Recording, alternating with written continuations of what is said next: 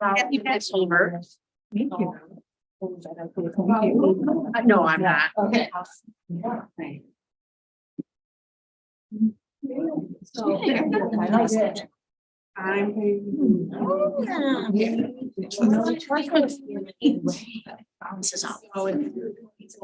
Put it up and Is being live streamed. live. Yeah.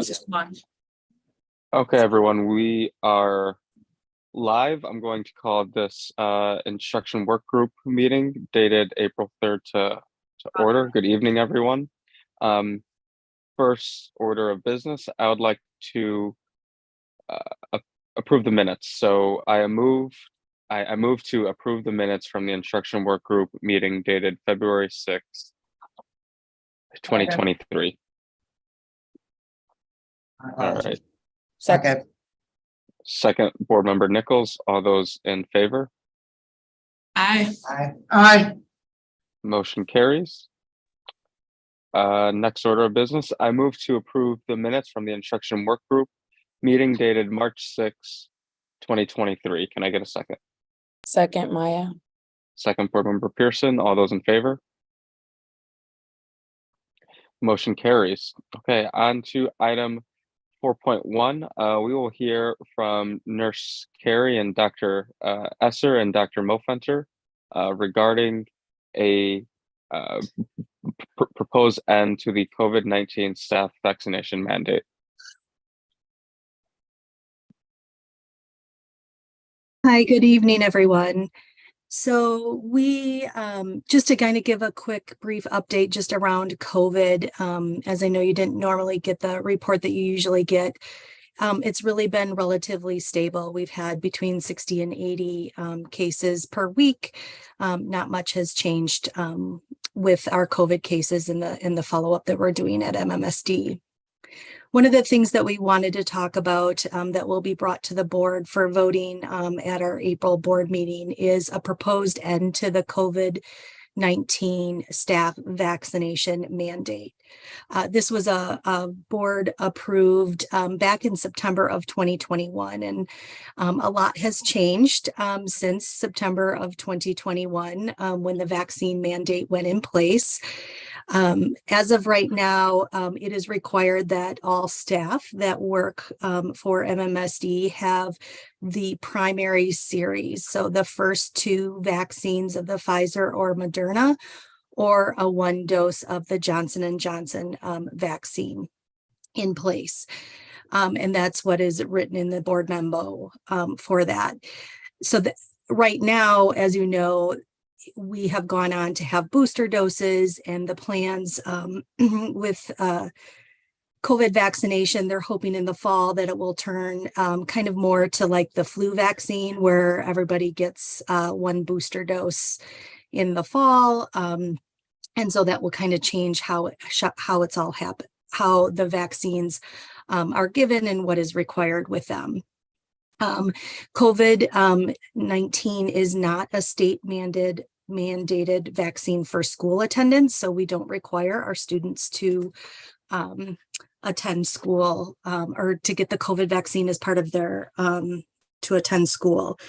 Our vaccine rates for our students are actually relatively high. I know I've been asked in the past for that, and I'll have some more comprehensive data for you to look at. But as of right now, 80% of our high school students have received at least one dose of COVID vaccine. For middle school, it's 72%, and for elementary school, it's 57.6%. That is at least 10 to 20% higher than the national average. So we have done a really great job in our community, making sure that our students and our staff are vaccinated. So although vaccines are definitely still critical to reduce COVID-19 related illnesses, hospitalizations, and death, a lot has really shifted since then. And the way the wording of the policy is, it really isn't even up to date with what is recommended by the CDC in regards to the new booster doses. So we're hoping that in this fall, we'll have maybe the once a year vaccines that we would go to. The other complicating factor with this is with the federal ending of the emergency orders. And those specifically fund the COVID-19 testing as well as the vaccine. And so that is going to end in May 11th of 2023. And our COVID testing in schools program is going to be ending in April 30th of 2023. And so all of those are factors that kind of contribute to this. But the overall factor is that a lot has changed since we have implemented that vaccine policy. The vast majority of our population has some level of immunity now. They've either gotten lots of COVID vaccines or they've actually contracted the virus. And so the level of immunity or some level of protection in our community is actually relatively quite high. We have discussed this with our medical advisors on multiple different occasions through our metrics meeting, and they strongly support us also ending the COVID vaccine mandate. Thank you. Board Member Vandermeulen, go ahead. Yes, sorry, someone's not muted. Can you hear me now? Yeah. Sorry about that. Here's my problem. My problem with getting rid of the vaccine mandate is multiple. One, we may have discussed it in meetings, but we found out through the Cap Times. That's how the board found out. That's my first problem. My second problem is quoting the CDC, same organization that said as long as you don't have 4 or more comorbidities, then you have a good chance of surviving the disorder. Forgetting that Black, brown, and disabled people are the majority who have 4 or more comorbidities. So I'm not sure that necessarily is the best situation. But most importantly, we have medically fragile kids and teachers who are also medically fragile who are teaching. We will lose teachers, we will lose staff, and we will lose families if we remove this mandate. The reason I'm as frustrated as I am is that the disabled population told people at the beginning of this pandemic about things, how to prepare. And we were told that we would be protected. First thing that happened was medical rationing in this country. The second thing that happened was limiting resources. Now we're still trying to catch up with educationally because education couldn't necessarily be provided virtually to disabled students. And now we're going to take away what little protection they have so they can go back in the classroom. I'm sorry, it's a hard no for me. Board Member Simpkin. Thank you. My first question is, do we have an analysis of or an expectation for how ending the mandate may affect cases in our community or in our schools?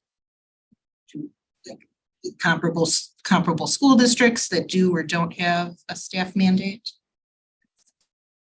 I would say that we don't have that data off the top of that we haven't done that particular analysis, but more importantly, what we've been talking about with our medical experts is the level of immunity that's in our community at this time. So we have very high vaccination rates with our students as well as our staff, but in our community in general, we have very high vaccination rates combined with the natural immunity that also comes with acquiring the disease. The feeling is that we are in a much more well-protected state than we were back in September when the vaccine mandate was initially passed.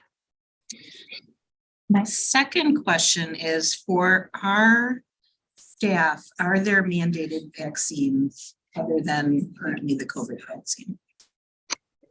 There's a suggested vaccine for hepatitis B, and that vaccine is recommended for specific staff that have potential bloodborne pathogen exposure.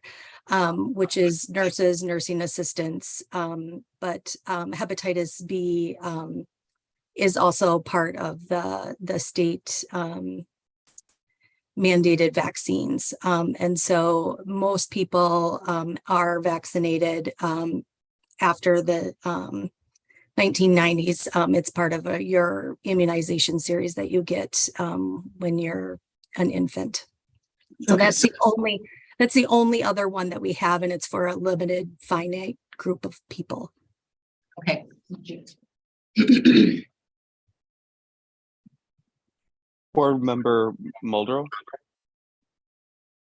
Thank you, Chair Castro.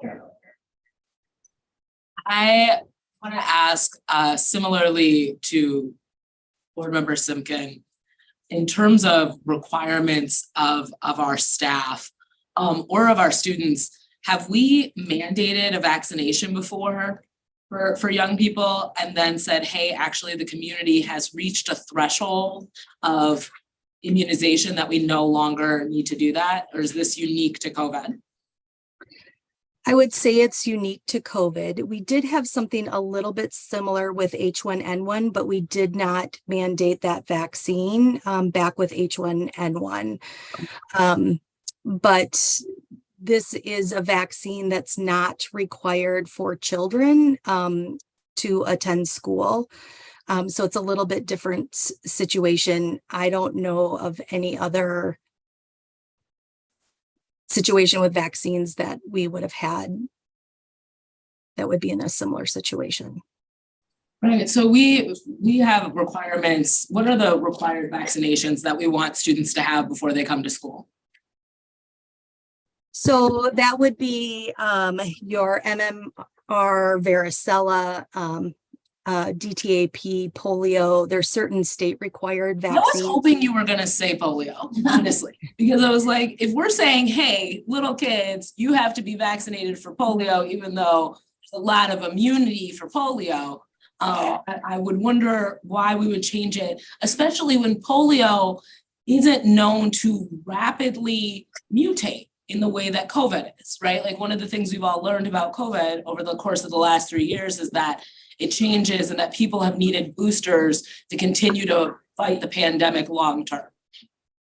Can you walk me through that? Yeah, so I would equate it to kind of like flu, right? So we get a flu season every single year. There are deaths, associated with influenza. That isn't a required vaccine for school attendance. And it's really allowed and up to people to choose whether or not they get vaccinated for that. And so it's kind of like we're leaving a pandemic state, hopefully with COVID, and moving more into an endemic state, kind of similar to influenza. And so it's the best kind of to equate it more to that, whereas polio can actually eradicate the disease and you won't get it. With our COVID vaccine, we know you can still get COVID if you get the vaccine. It's just hopefully preventing hospitalizations or death associated with it.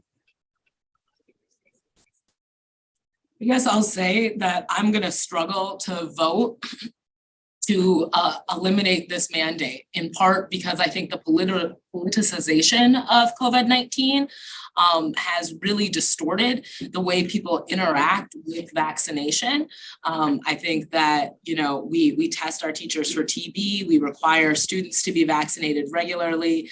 I think vaccine has been politicized and made controversial in a way that we should be really wary of how we participate in and the kinds of messages we're sending. The other thing I want to say is, if we are going to move forward in this way, when we as a board voted on the mandate for staff, we had a series of medical experts talking to us at that time. I would really like to bring those people back into this conversation. And so the same people who informed the necessity of the mandate can inform why we would move away from it at this time. That's it for me. Thank you, Board Member Simkin, followed by Board Member Gomes-Schmidt. Thanks. I just have one more question. I'm wondering, is there any advantage to removing this mandate?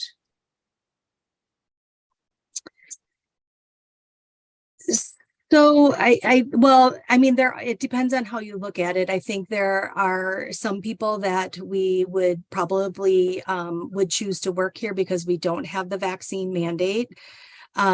I think we have just an overall high level of vaccine acceptance in our community. So I don't think that it will necessarily change a whole lot. We know that in our high schools, like 80% of our students are vaccinated. We don't have the adult data for that, but we have a high level of vaccination rate. And I think that's just unique to our community where they are relatively accepting of it. So not that that really answers your question, but I think we have a high level of acceptance, and I don't see it really changing anything in the way that the mandate is written. It really isn't up to date with what is considered to be fully vaccinated or up to date in your COVID vaccines on how the board policy is written at this time. So what would it need to look like to be updated? It would have to include booster doses with that, and coming with the booster doses, it depends on what happens this fall, if they are going to require people to get 1 or 2 doses before they get boosted if they've never received any vaccines before. So that's yet to be determined. And I think it will change what comes out for the fall. I'm sitting here feeling really worried about both students and staff that are medically fragile in any way, and doing anything that can increase the likelihood that they may get COVID, and also recognizing that the vaccines do work to make it a little bit less likely that you're going to get COVID, and we're really short-staffed. And so having teachers out with COVID could be another piece that we need to think about, that those numbers could go up a bit as well.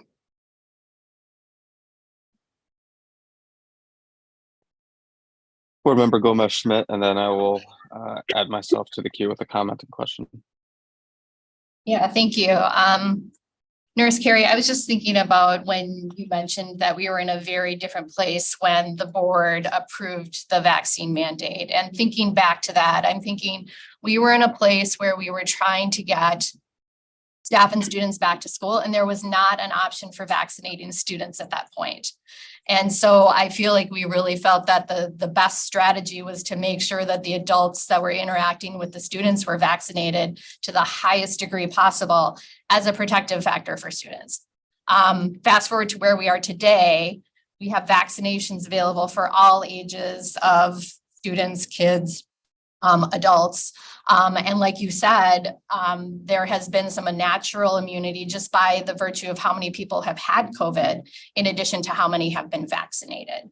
And so from my perspective, I really am seeing this as the nation starts to unwind and declare a pandemic over.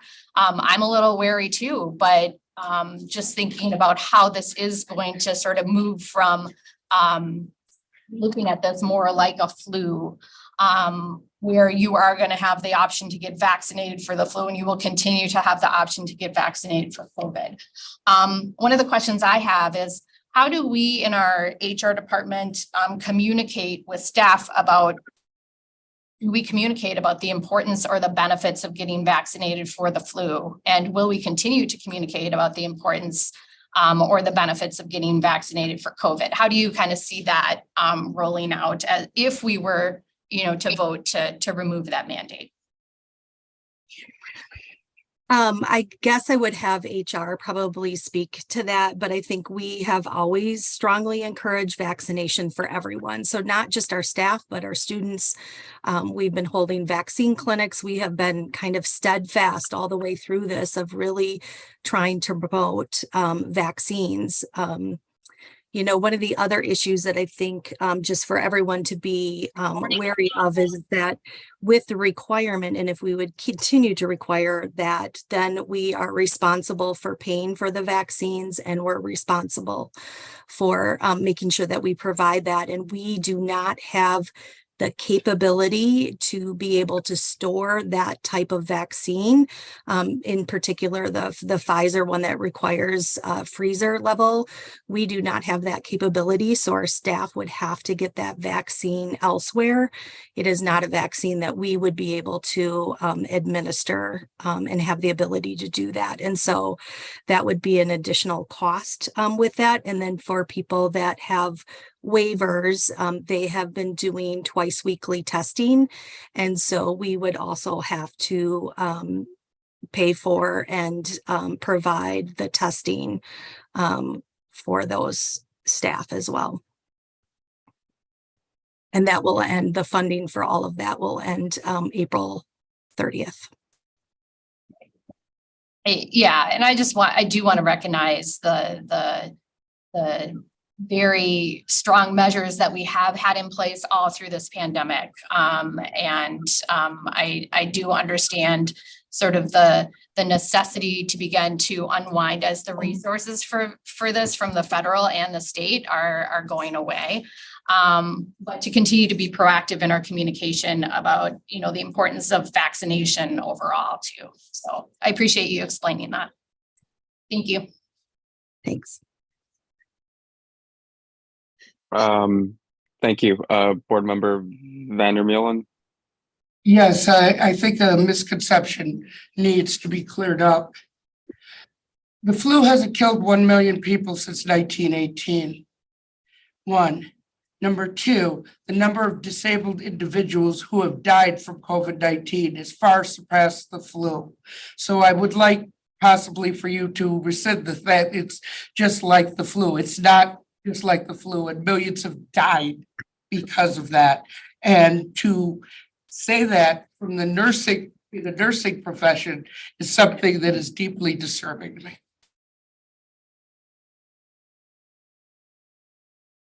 Board Member Pearson.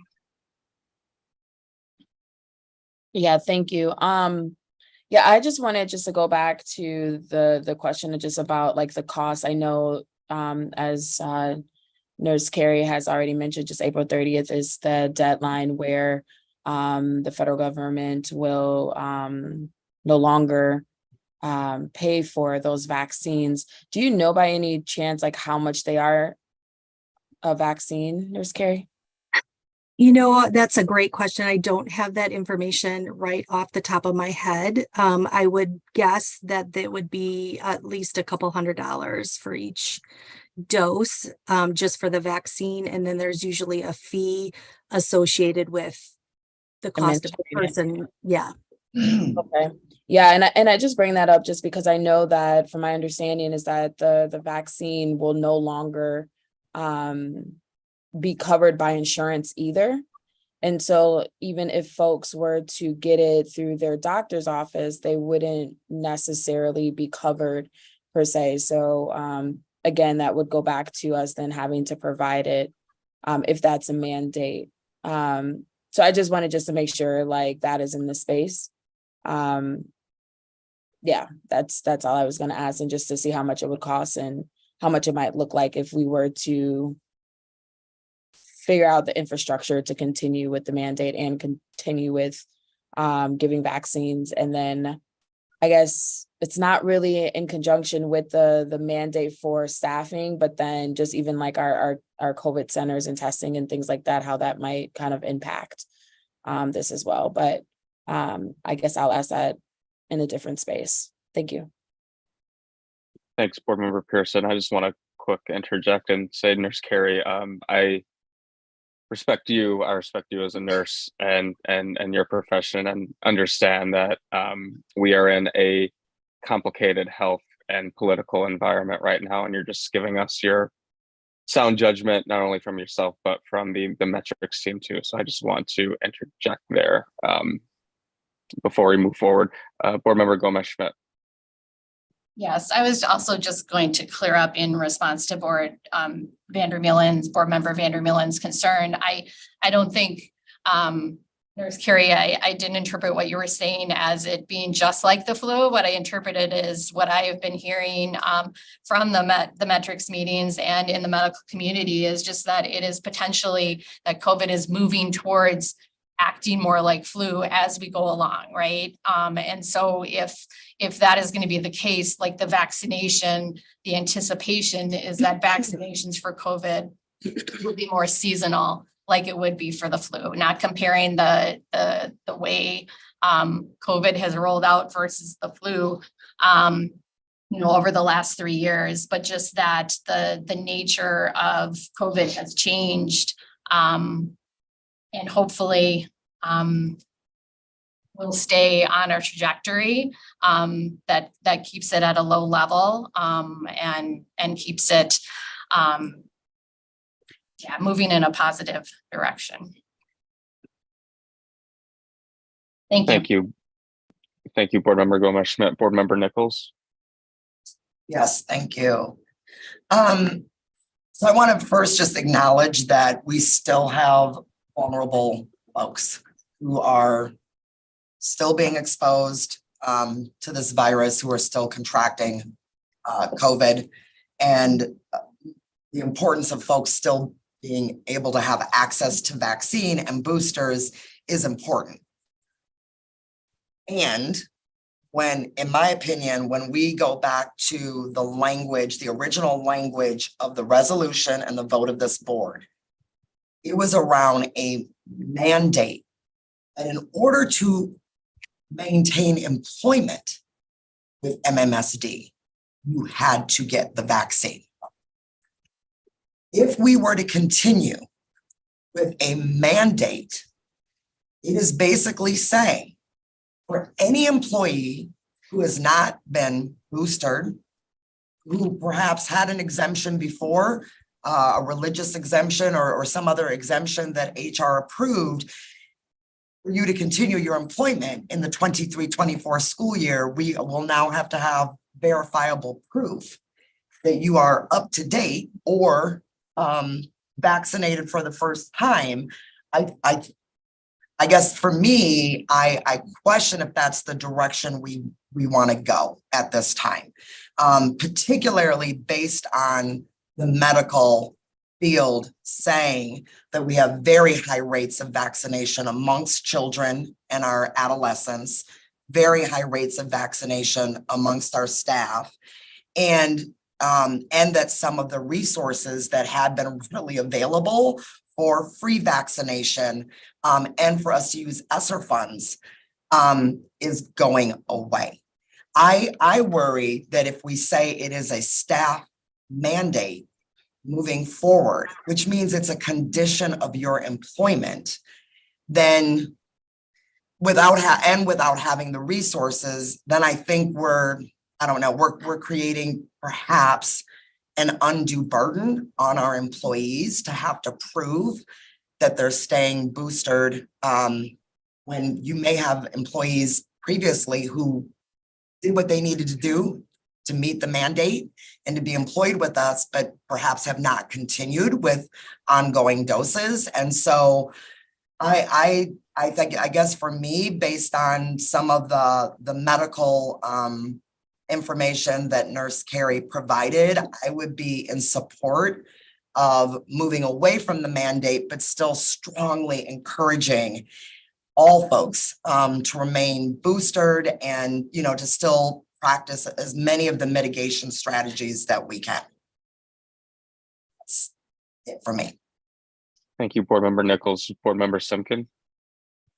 Have we looked into the medical plans that MMSD offers our staff to find out that the vaccine is not going to be covered? We done that research? That would have to, HR would have to answer that question if GHC and Dean are going to cover it. I think a lot of people are still trying to figure that out. although we've had this information for a couple of months, I think people are still kind of scrambling with trying to figure out what the response of that is going to be. I'd really like to have that be dug into before deciding on in a couple weeks what we want to do with this. The one thing I'll just, state that, the way that the policy is written right now is that they would have to have those doses prior to being employed with us. So our insurance would not help them meeting that requirement for employment.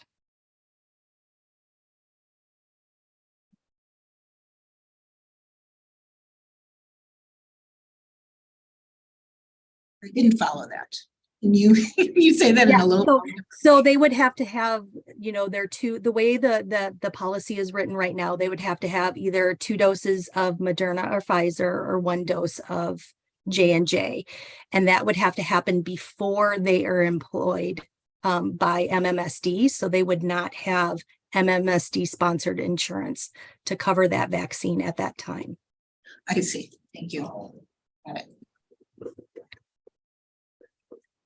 Thank you. Nurse Carey, my one question is, do you know if the COVID vaccine has been added to like the recommended list of vaccinations for newborns? It's on the vaccine schedule. And so Okay. it's on the list, but it's not on like the state mandate for school attendance. And so that's when I'm talking about the COVID vaccine and talking to it being similar to flu vaccine, not the disease. I'm talking about the vaccines and how they're handling vaccines. It's very different than what you Got it. can get from immunizations from polio that will last you a lifetime. Whereas with flu and influenza, you have to get revaccinated. And so that's why it has not been added to like the state mandated list. I don't know that it was ever even brought up for discussion in the way that we do not mandate for flu vaccine for children to attend school. Flu is not a requirement for that. They just recently were going to add meningococcal, and we were getting ready for that.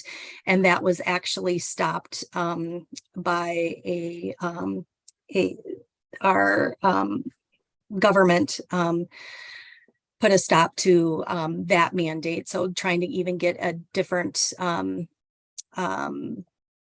vaccine added for a school process was blocked after it was recommended by the medical advisors. Got it. Thank you. And just like a lot of my colleagues and you yourself, Nurse Carey, have said that, we still have medically vulnerable and fragile people, and we all still highly recommend vaccination. From an institutional perspective, this is a difficult situation to navigate regarding the kind of breakdown of the federal coordination or national coordination that can help support this type of effort, the types of logistics required that would be required to ensure or to enforce a vaccine mandate, kind of those resources breaking down, and then just the regularity of checking in on if people have gotten the booster every year, just like we have to get a booster for the flu shot every year.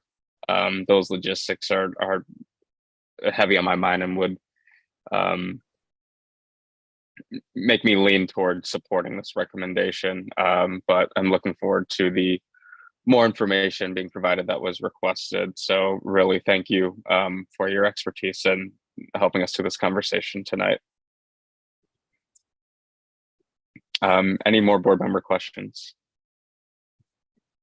All right, and with that, again, thank you so much, Nurse Carey. We really appreciate you. And so moving on to the next item 5.1, we have a early Literacy and Beyond Task Force recommendations update. Cindy, if you'd like to take us away. Thank you, Board Member Castro. Good evening, everybody.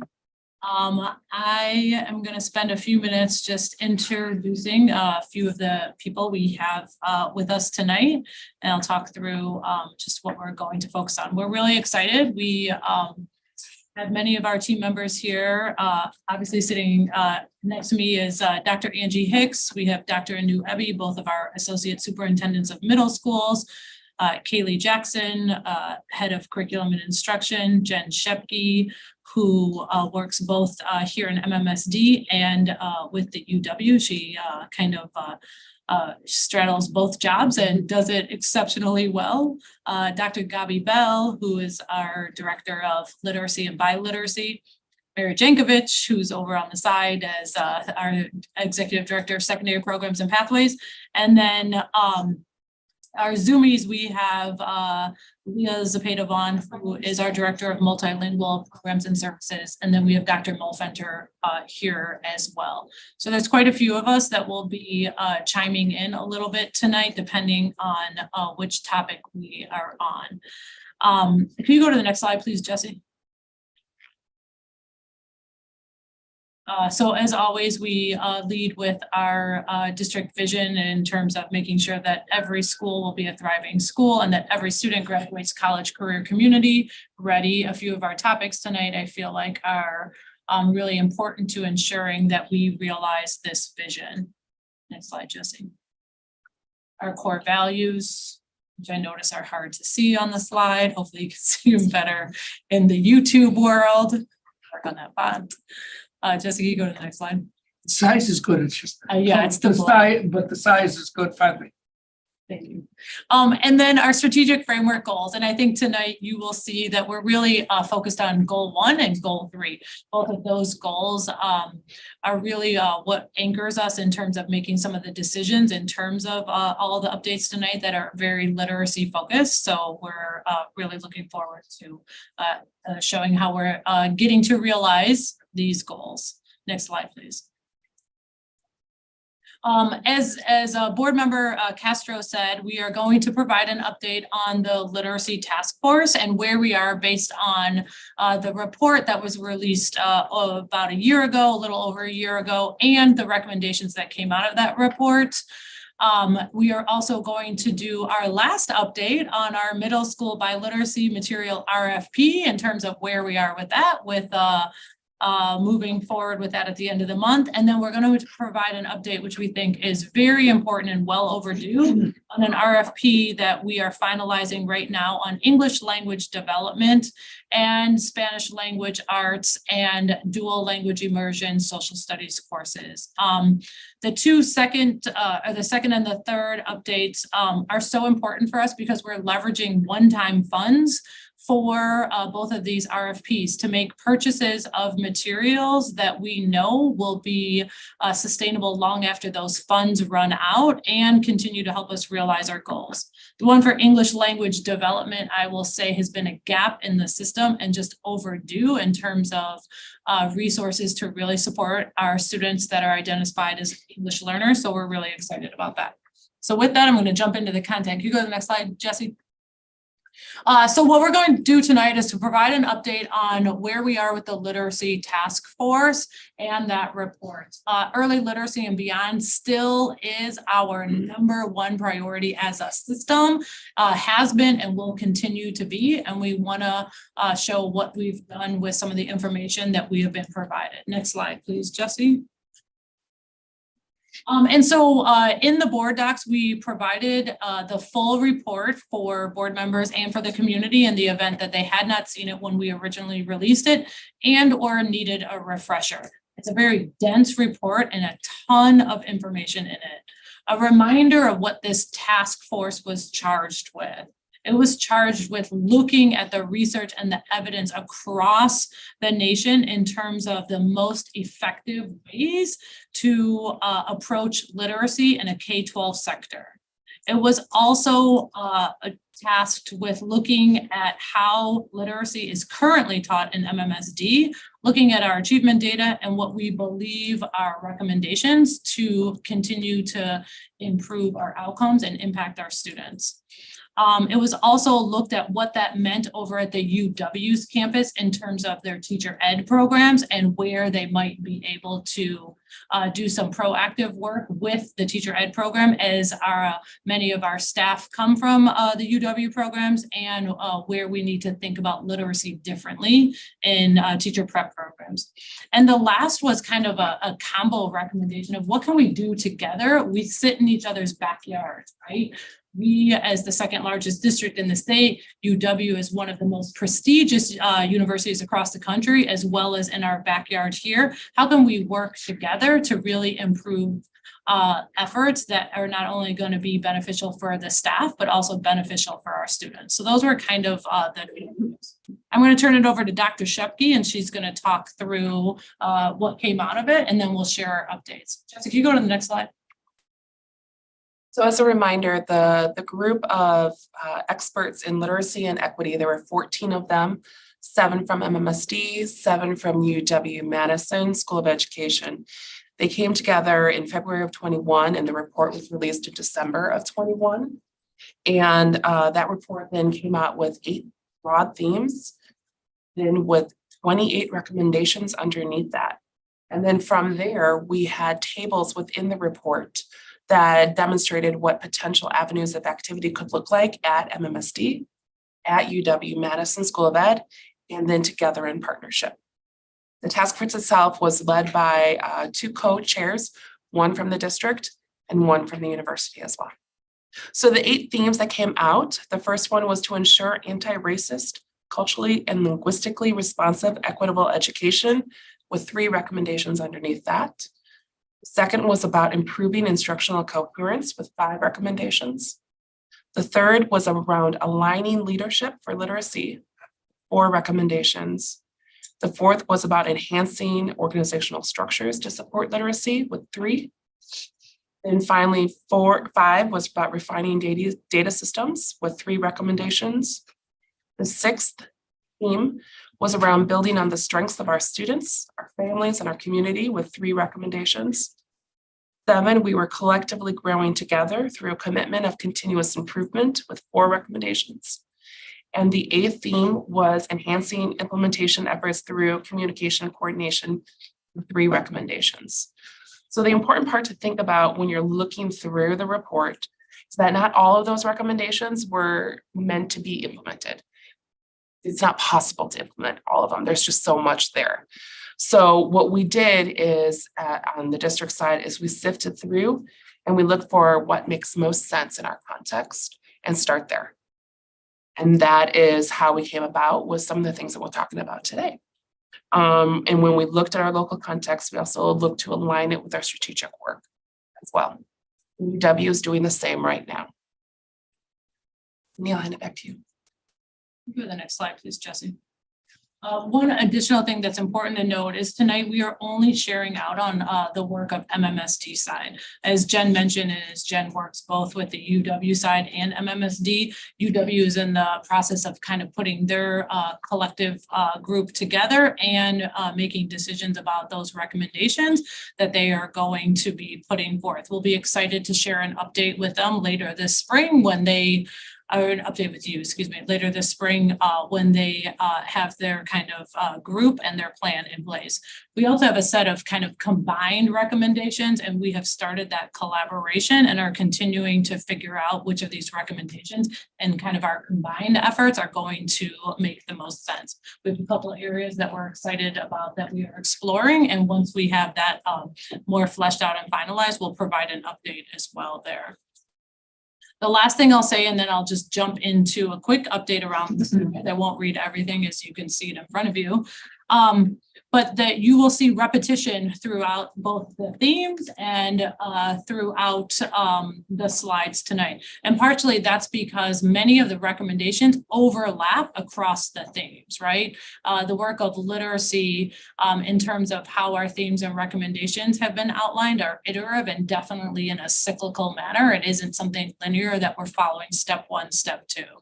So there are areas where you will see some of the work that we're doing represented across multiple themes.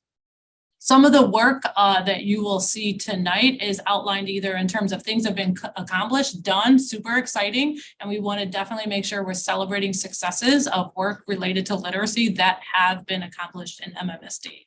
You'll also see some that are in progress that are ongoing, whether they haven't been completed this year or they're going to carry for many years, depending on what that action is.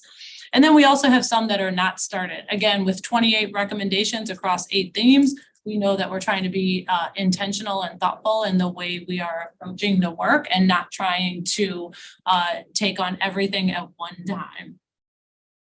So theme 1 that you see in front of you right now and around the anti-racist curriculum and linguistically responsive equitable education. Some of the accomplishments that we have done so far is, as you know, the work around K-5 literacy materials and both not just the launch of that, but the success of delivery of those materials and the implementation that is happening across our 32 elementary schools. We also had some modules that were required for our staff this year that we're super proud of related to African American studies and Native American education.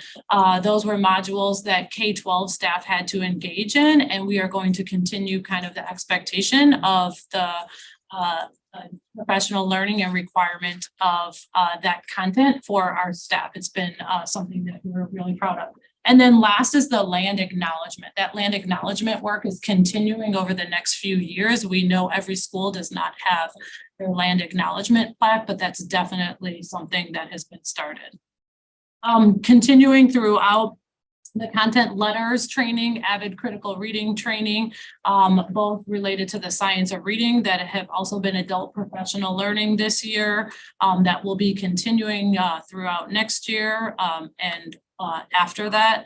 The work that we've done around our anti-racist IEP professional development, as well as our anti-racist IEPs, has been a huge part of that work. And then what has not started yet, but we're talking about later tonight again, is our middle school biliteracy material, both adoption and potential implementation.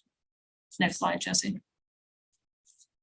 I'll focus on just a few of the things that are not repeated from the previous slide. We're continuing to build instructional coherence for K-12. We know how critically important that is in terms of as our students matriculate through the grades, that they have consistency and that we are providing a coherent instruction for them. English language development RFP, we'll be talking about that later tonight. That's another area related to instructional coherence that we're super excited about. And the other ones I've mentioned before. So we can go to the next slide. Leadership for literacy. A lot of what you see here is both related to teacher professional development, but also the professional learning that our principals and our central office staff had to go through. So our principals also are going through training around the science of reading. We felt like that was a critically important move that principals were doing that along with their staff, not only so they understood the learning of what the implementation looked like, but so they understood what to look for in terms of their observations and their coaching with their staff. We also hired for the first time ever a literacy implementation coordinator that is really spearheading a lot of the literacy work, and we'll talk about some of the other work she's doing. Similarly, in terms of the organizational structures related to supporting literacy, a lot of the same things that I've mentioned before that you will see here as well, as we're trying to kind of create and build universal structures around literacy, both in terms of expectations and materials. It's going to be something you see repeated throughout all of these themes, as we know that that was one of the main recommendations from the task force report. So a few things that are different that we haven't talked about yet is that this year, once again, we had an updated school improvement plan. I know we've shared this with the board in the past, and that there was an intentional priority and requirement for literacy across the board for K-12. With that, we also put in recommended best practice strategies for our schools to implement based on where they were across the literacy continuum. If they were implementing avid critical reading, what that might look like at the 6-12 versus what they were doing at K-5 with the new materials. Also, what that looks like in terms of the implementation of the science of reading learning that all of the staff were going through. We also updated our MTSS guidance, which is multi-tiered systems of supports for biliteracy, and had an emphasis on our assessment approach, which includes both outcome assessments as well as formative assessments through FastBridge. We reinstated the opportunity of quarterly reviews of progress that we had kind of gotten away from in the last few years, and those really had literacy as the main emphasis and priority, so we can continuously see how we're doing as it relates to our literacy work, both in terms of the adult learning, but also student outcomes, so that we had anticipation before the forward exam or the ACT, how our students were going to be doing on those end of year outcomes. And we are also doing some piloting of some Spanish literacy interventions, which we're also really excited about because we know that was a gap in the system.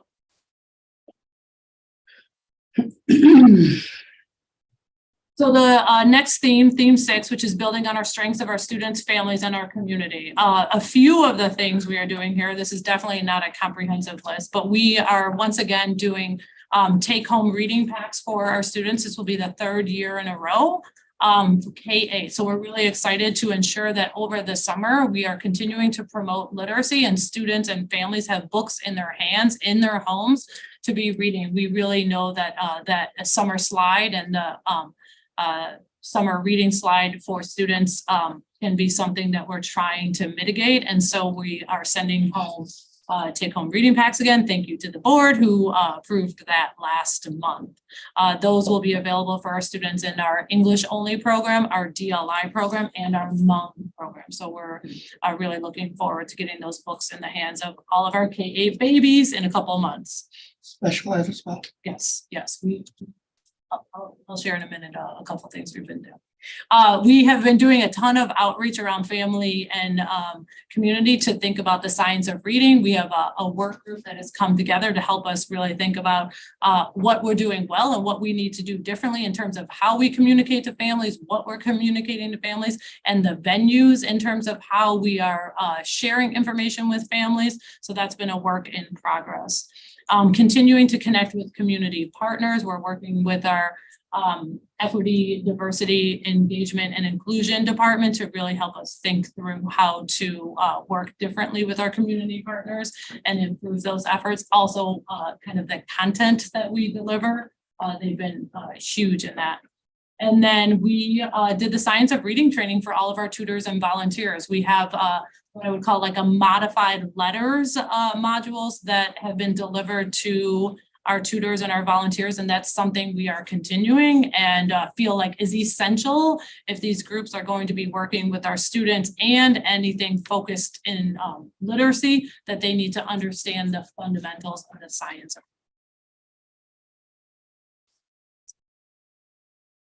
Collectively grow together through a commitment of continuous improvement. Some of these things I have already mentioned. One that I haven't mentioned yet is that we in February at our full day professional development day launched professional development for our staff that serve as BRTs, ESL, and other staff like that related to bilingual supports in the area of literacy. And we have also continued to focus on our Hmong bilingual program, as that program now will be in 6th grade next year over at Black Hawk Middle School. And so we've been really focused both on the development of the curriculum K-5 in the area of literacy and thinking about what that's going to look like at 6th grade. So that's work that has somewhat started, but also work that will be launching and moving pretty fast and furious in the next few months. And our last theme related to the Literacy Task Force report is our implementation efforts through communication and coordination. All of this is in progress, and all of this is areas that we're starting to work on, and also areas that we know we need to continue to improve. We're constantly looking for new ways to think about our communication and also getting feedback on what we're doing well and where we need to improve. But one of those is through what we launched this year, which is the Superintendent's Literacy Advisory, which has been a cross-functional group of central office staff, school-based staff, and community members, as well as members from UW. And we've only had 2 meetings with them, but with those meetings, they have started to advise us on where they're hearing things are going well and what they also think we need to consider to improve. We know that that group has had some great success so far, and we're also looking to continually grow that group as our membership has varied just throughout this year so far. And everything else I've already mentioned in a previous slide, so I'm not going to restate. Could you go to the next slide, please, Savion? And so with that, Board Member Castro, I will turn it back over to you to see if there's any discussion that the group wants to have about some of the things that we feel really proud of that we've accomplished. Thank you, Cindy. Any board member questions?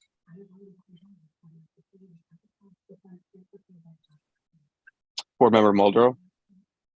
Yeah, so I want to start by thanking you all for this work and everything that you've done to kind of strengthen literacy overall. In leaning into our biliteracy approach, and I'm so glad that you knew are here. We started talking about having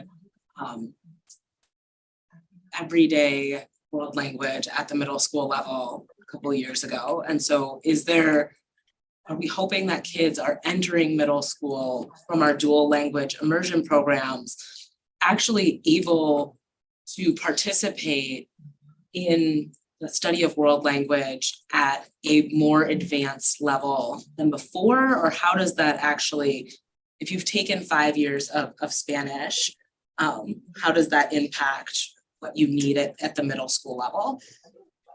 So in practice,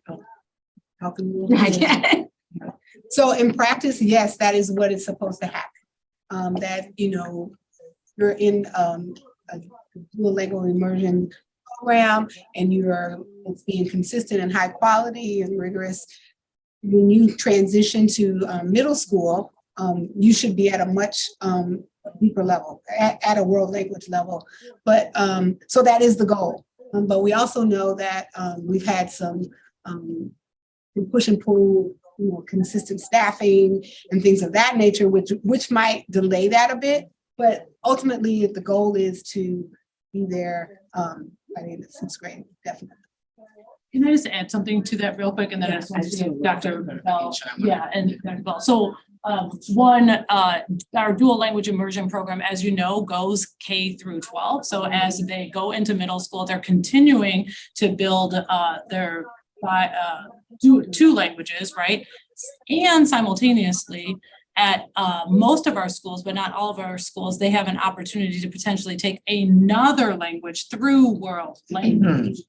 Some of our schools offer French, sometimes we have NVC, but their language development in both English and in Spanish, or English and Hmong as the other one continues, that continues to build. And then our ultimate goal is that they graduate with the GEAC, which is the Global Education Certificate, and or the but I'll see if Dr. Bell wants to. She said it beautifully. That's the trajectory. Yep. So I don't know if we're intentionally avoiding the use of the term fluency, but are we aiming for students to be fluent in multiple languages, so able to both read and speak in both languages? And how are we recognizing when a student is fluent? The other thing I want to ask is an equity question specific to dual language immersion, which is how are we reconciling the ability of students of color, particularly Black students, to access dual language immersion programming. Because when I've looked at those programs in our district, the exclusion of Black students stands out over. And what I'm hearing at the middle school level is because of that, when Black students are in dual language immersion at the elementary school level, by the time they get to middle school, they're aware of the fact that if they want to be in classes with other Black students, they need to learn the dual immersion program. So what are we doing to address that? So my two follow-up questions. So I'm gonna see if Leah Zepeda-Vaughn wants to come on to talk about our dual language immersion program from an enrollment standpoint.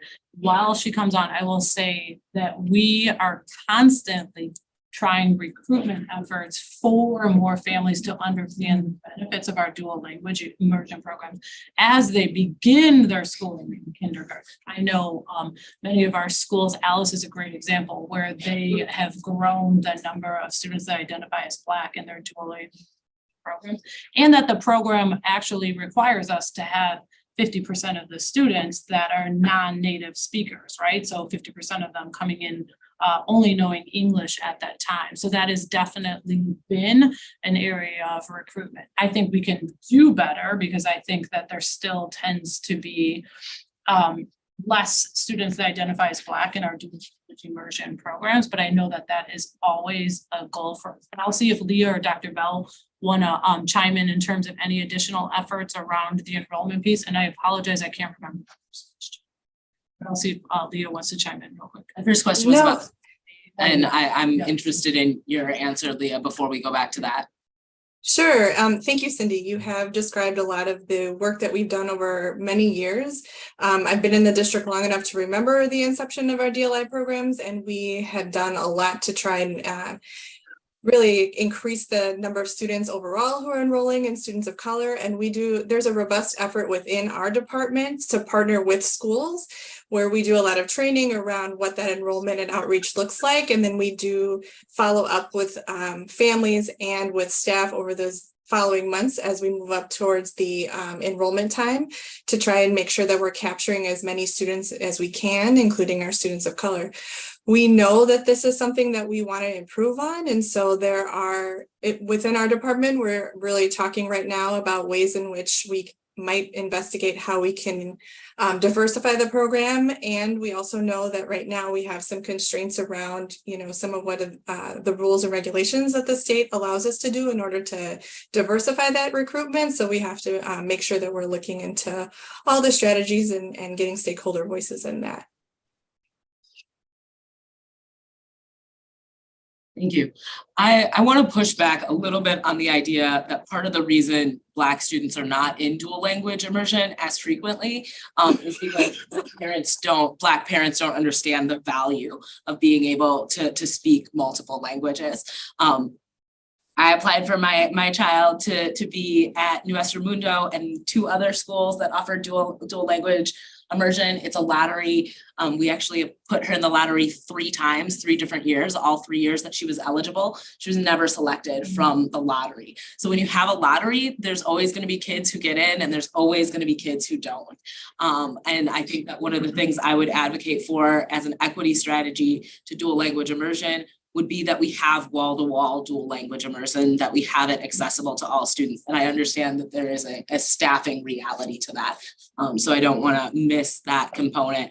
But I think if we want to promote equity within this opportunity, we have to make it available to every single child. And that is something that you see globally as a really normal phenomenon. I worked with a group of foreign exchange students from Europe a couple of years ago. All of them had been taking English since they were in 2nd grade.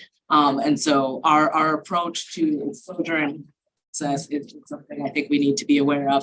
I think similarly to advanced learning, I think we need to make sure that we're being as inclusive as possible and as intentional as possible when it comes to this opportunity. And the other thing I'll say to that is that I am curious in terms of our Hmong dual language program, which we heard a lot of people ask us to expand at our listening sessions, and our Spanish dual language immersion experience. what percentage of those tracks are Black students? So how many of our students who are participating in those opportunities are Black, and is it representative of how many, kind of our overall population? So I'll say I don't have the data in front of me. We can look into that. And I want to go back just to your other piece. I think the piece around kind of whole school models is something to explore, and then understanding it's not just staffing, there's policy implications, budgetary implications, et cetera. So that is definitely a consideration, but just naming some of the other things. And then I want to turn it over to Dr. Bell to answer your first question. Fluency, yes. I love the way that your mind works. For many, many years, we did speak about language fluency as a way to measure whether or not we had true access to the language and to the culture through it. Nowadays, we talk about proficiency and performance. And what we are doing is we are measuring to ensure or teaching to aim to live in a reality in which students have language proficiency, which means that they can access grade level content, and language performance to be able to access the world, like the living and breathing world. So we live within those spaces. So language proficiency and language performance is where we're safe. Thank you. Of course. That's it for me. Thank you. Board Member Nichols, followed by Board Member Gomez-Schmidt. Thank you. Well, first of all, I want to just say thank you for bringing an update back to the board. It's really good to hear the work that you all have been doing. And I personally want to say that in particular, because we know that Dr. Jenkins has announced his retirement, there may be some question out here in the community on whether or not this district remains committed to the work of early literacy and beyond. And from my perspective, we 100% are. It's the work that needs to continue. It's the right work, and it's the work that needs to still stay very much laser focused in what we're doing. So I really appreciate you bringing this forward. So I'm just going to hone in on just a couple of things just to get a little bit more clarification. In theme 2, which is around the instructional coherence, I noticed that kind of the key indicators of progress in building or improving instructional coherence is the adoption of curriculum and materials, professional development, and then of course, implementation. Good. And maybe this is more of a personal opinion, but I also believe a big part of coherence building is getting the people in our system to understand, internalize, and then understand how to apply and practice and refine and adjust, right? And so professional development is a part of that. It's not all of it. My wondering is, what are some of the other supportive or incentive-based ways that we are helping to support the people in our system in building coherence? And if we haven't gotten to that yet, I'd love to hear if you have some thoughts on what a future stance on that could look like. And just so you're clear, my question is coming from the place of, we've had a lot of staff attrition, right? But like, we're constantly in a place of hiring new people. And as we bring new people on, or you lose people that had the professional development, your system is dynamic, right? And it doesn't stay level. And so as you're having to bring people back in, how do we help kind of retain that knowledge so that we actually are building coherence through our incredible staff? So if I understand your question correctly, I'm going to start and then I'm going to turn it over to the team. there's a few things. One, the training on the science of reading is going to continue, and we just started to build out kind of a multi-year plan around what our strategy for that is at every level. So when you enter into the system, if you are a kindergarten teacher, then you go through the science of reading training around X, right? And that happens both through your new educator training as well as through some potential other professional learning opportunities, some that we're exploring with UW in terms of what that looks like. But that would be one thing that we're thinking about. In addition to that, what I mentioned before in terms of these African American and Native American studies modules, those also are part of a new educator training. So in short, what I'm saying is there's a set of kind of essential training that will happen for through onboarding for new staff that's going to do some level setting around expectations for teachers related to literacy as they launch into the school year. I think one of the things we're also figuring it out, and I'm going to turn it over to our associate superintendents of schools, is how do we help individual school communities balance when their teachers are in different places around the learning, right? How do you have professional learning for all staff during your PD days that is accessible, meaningful for everybody based on where they are in their kind of learning continuum? And how do you also at the same time provide opportunities for staff that need new learning? That's part of what we have been really working on with our principals right now. But if I'm totally off in what you asked, then tell me now before I turn it over to other people. Okay, no, thank you for that update. Let me hone in a little bit on the nuance I'm looking for. I trust and believe that you all are working with school leaders around professional learning plans. I got that. I'm talking about the incentive. What is the incentive and the supportive structures that keep our folks and all of the knowledge that they're gaining here?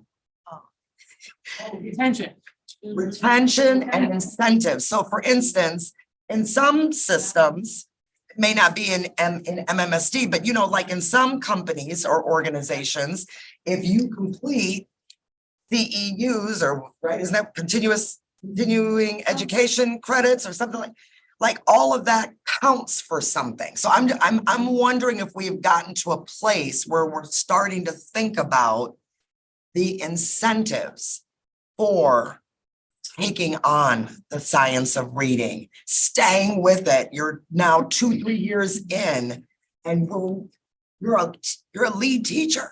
You really know this material, and you could actually be teaching some of the other new educators coming in. Like that's what I'm more thinking about. Like, have we gotten to that place yet? And if not, might you have some ideas of what that might look like for the future? That's what I was thinking more about. So we have not gotten to that place yet. Okay. I will turn it over to my colleagues. We've had discussions, both in terms of thinking about pipeline strategies and what that looks like as you kind of matriculate up as like master teacher. Okay. And we've also had some conversations with our UW partners around some potentials that are not baked. So I'll turn it over to Dr. Shepke, just because I want to put that out there as a disclaimer. They've only been conversations. And that's fine. I'll turn it over to Dr. Shepke. She can just share one of the kind of ideas. So one of the ideas that, again, not baked. I understand. And Not vetted, I don't feel like you have to give me a public response if you feel like it's still in ideation. I just want you to know where my head is, that like at some point, I do feel like coherence is built by people being invested and motivated to not only learn the material, but to like stay with us. So totally with you on that, and I'm gonna take her out to not publicly name what we're talking about. Okay. But we are having conversations about what that could look like. Okay. Yeah. And I didn't realize Dr. Jenkins joined, so I'm just gonna pause to see if there's anything he wants to add. Otherwise, Nicole, I would say we have started to think about that, and we believe that is critical for retention, but we don't have any fully realized plans yet. But I'll turn it over to Dr. Jenkins to see if he wants to chime in. See him there.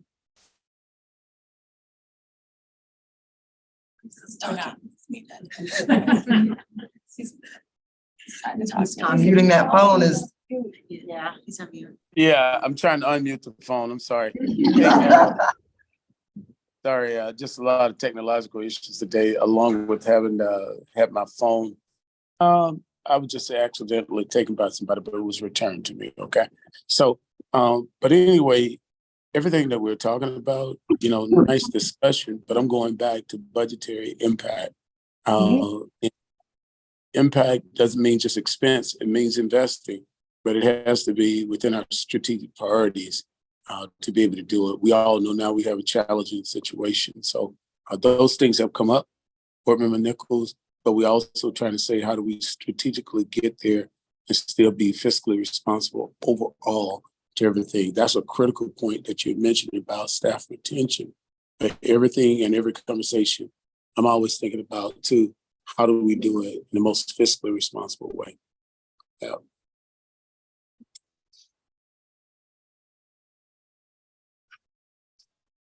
All right, thank you. Board Member Gomez Schmidt. I'm sorry, I have one more Oh, question. Go ahead, sorry, I misread you. Okay, was there anything else that you all, just that you've been thinking about it, there's been some discussion? And in the meantime, until we've landed there, you're gonna continue with ongoing professional learning opportunities. Okay, got it. All right, the next, the last piece that I wanted to hone in on is your theme 5, which is refining the data systems. And on that slide, you mentioned that you've updated the school improvement plans with a literacy focus. We're updating MTSS guidance for biliteracy, K-5, quarterly reviews of progress, and piloting Spanish literacy interventions. I am curious, I'm gonna connect the dot back to a couple of, or maybe it was the last instructional work group where we talked about our targeted support and improvement schools, the TSI schools, and the additional targeted support and improvement schools, the ATSI schools. And I'm wondering, what does refined data systems look like in schools that have been identified as needing targeted supports? What is your look for to know that the interventionists that you put in those schools, or more of the resource that you're putting in those schools, is bearing the fruit that we're looking for, particularly around literacy? So I would say before we can even do that, part of what we are working on for next year is being clear as to what data schools are looking at when and how they have access to that data. Okay. I think that is critically important. We have multiple platforms in this system in terms of where you can access data. And sometimes that data doesn't exist in any of those platforms. So we're really working on improvements of our data systems. And I think this is important, we're not the only system that has this, but we have a lot of data in this system, but it isn't always easily accessible for the right group at the right moment in time. So that is part of what we are focused on. The fact that we now have FastBridge across K-5 and potentially beyond K-5 at some point in time, that has in the moment assessments that you can look at to see where students are, and has it transferable into a platform that you can manipulate and create data walls and look at different groups of students. That is something that is just starting, and we're trying to first with our schools understand what data to look at when, what is the data telling you, and then how are you making improvements. So I would say before we get into and then what are the people doing, like first and foremost, data systems is really important. I'll just pause there for other people to chime in before I kind of add on to your second part of your question around what are you looking for with like the people and improvement efforts. If I could just note from the task force report, when we were talking data systems, we were talking both quantitative and qualitative. Sure. So just to put that in there. Okay. And then what are we looking for in terms of specifically with those schools, was your question? Yes. Student improved outcomes. How are we as the adult practices and the adult moves are one of them, I would say, key levers of what those schools are going to be kind of monitoring in order to eventually have improved student outcomes. So what that means is, what are the data routines that schools are looking at in terms of like through their teacher team planning? What are the instructional framework implementation expectations and how is that happening? What are the interventionists using to provide interventions to the students? How are they monitoring the progress of those interventions? When those interventions are not working, how are they making adjustments to it? So a lot of the systems for that, and obviously the ultimate thing we're looking for is that the schools have improved outcomes for students. You look like I'm not answering your question. No, I'm gonna be good. Thanks. Okay. Dr. Harvey, did you have anything to add? I see your hand. Good evening, everyone. To extend Cindy's comments, one of the biggest things, we got to make sure it drills down to the classroom. And what are those teacher moves based off the data? And so when we start talking about school improvement, it must happen every day in every way, in each and every classroom. So it must go beyond central office, go beyond SBLT, and how is it really drilling down to the actual day-to-day work of the classroom teacher? So we are building structures and putting structures in place to ensure that we are monitoring that data, how we're making those moves based on the data to improve academic outcomes.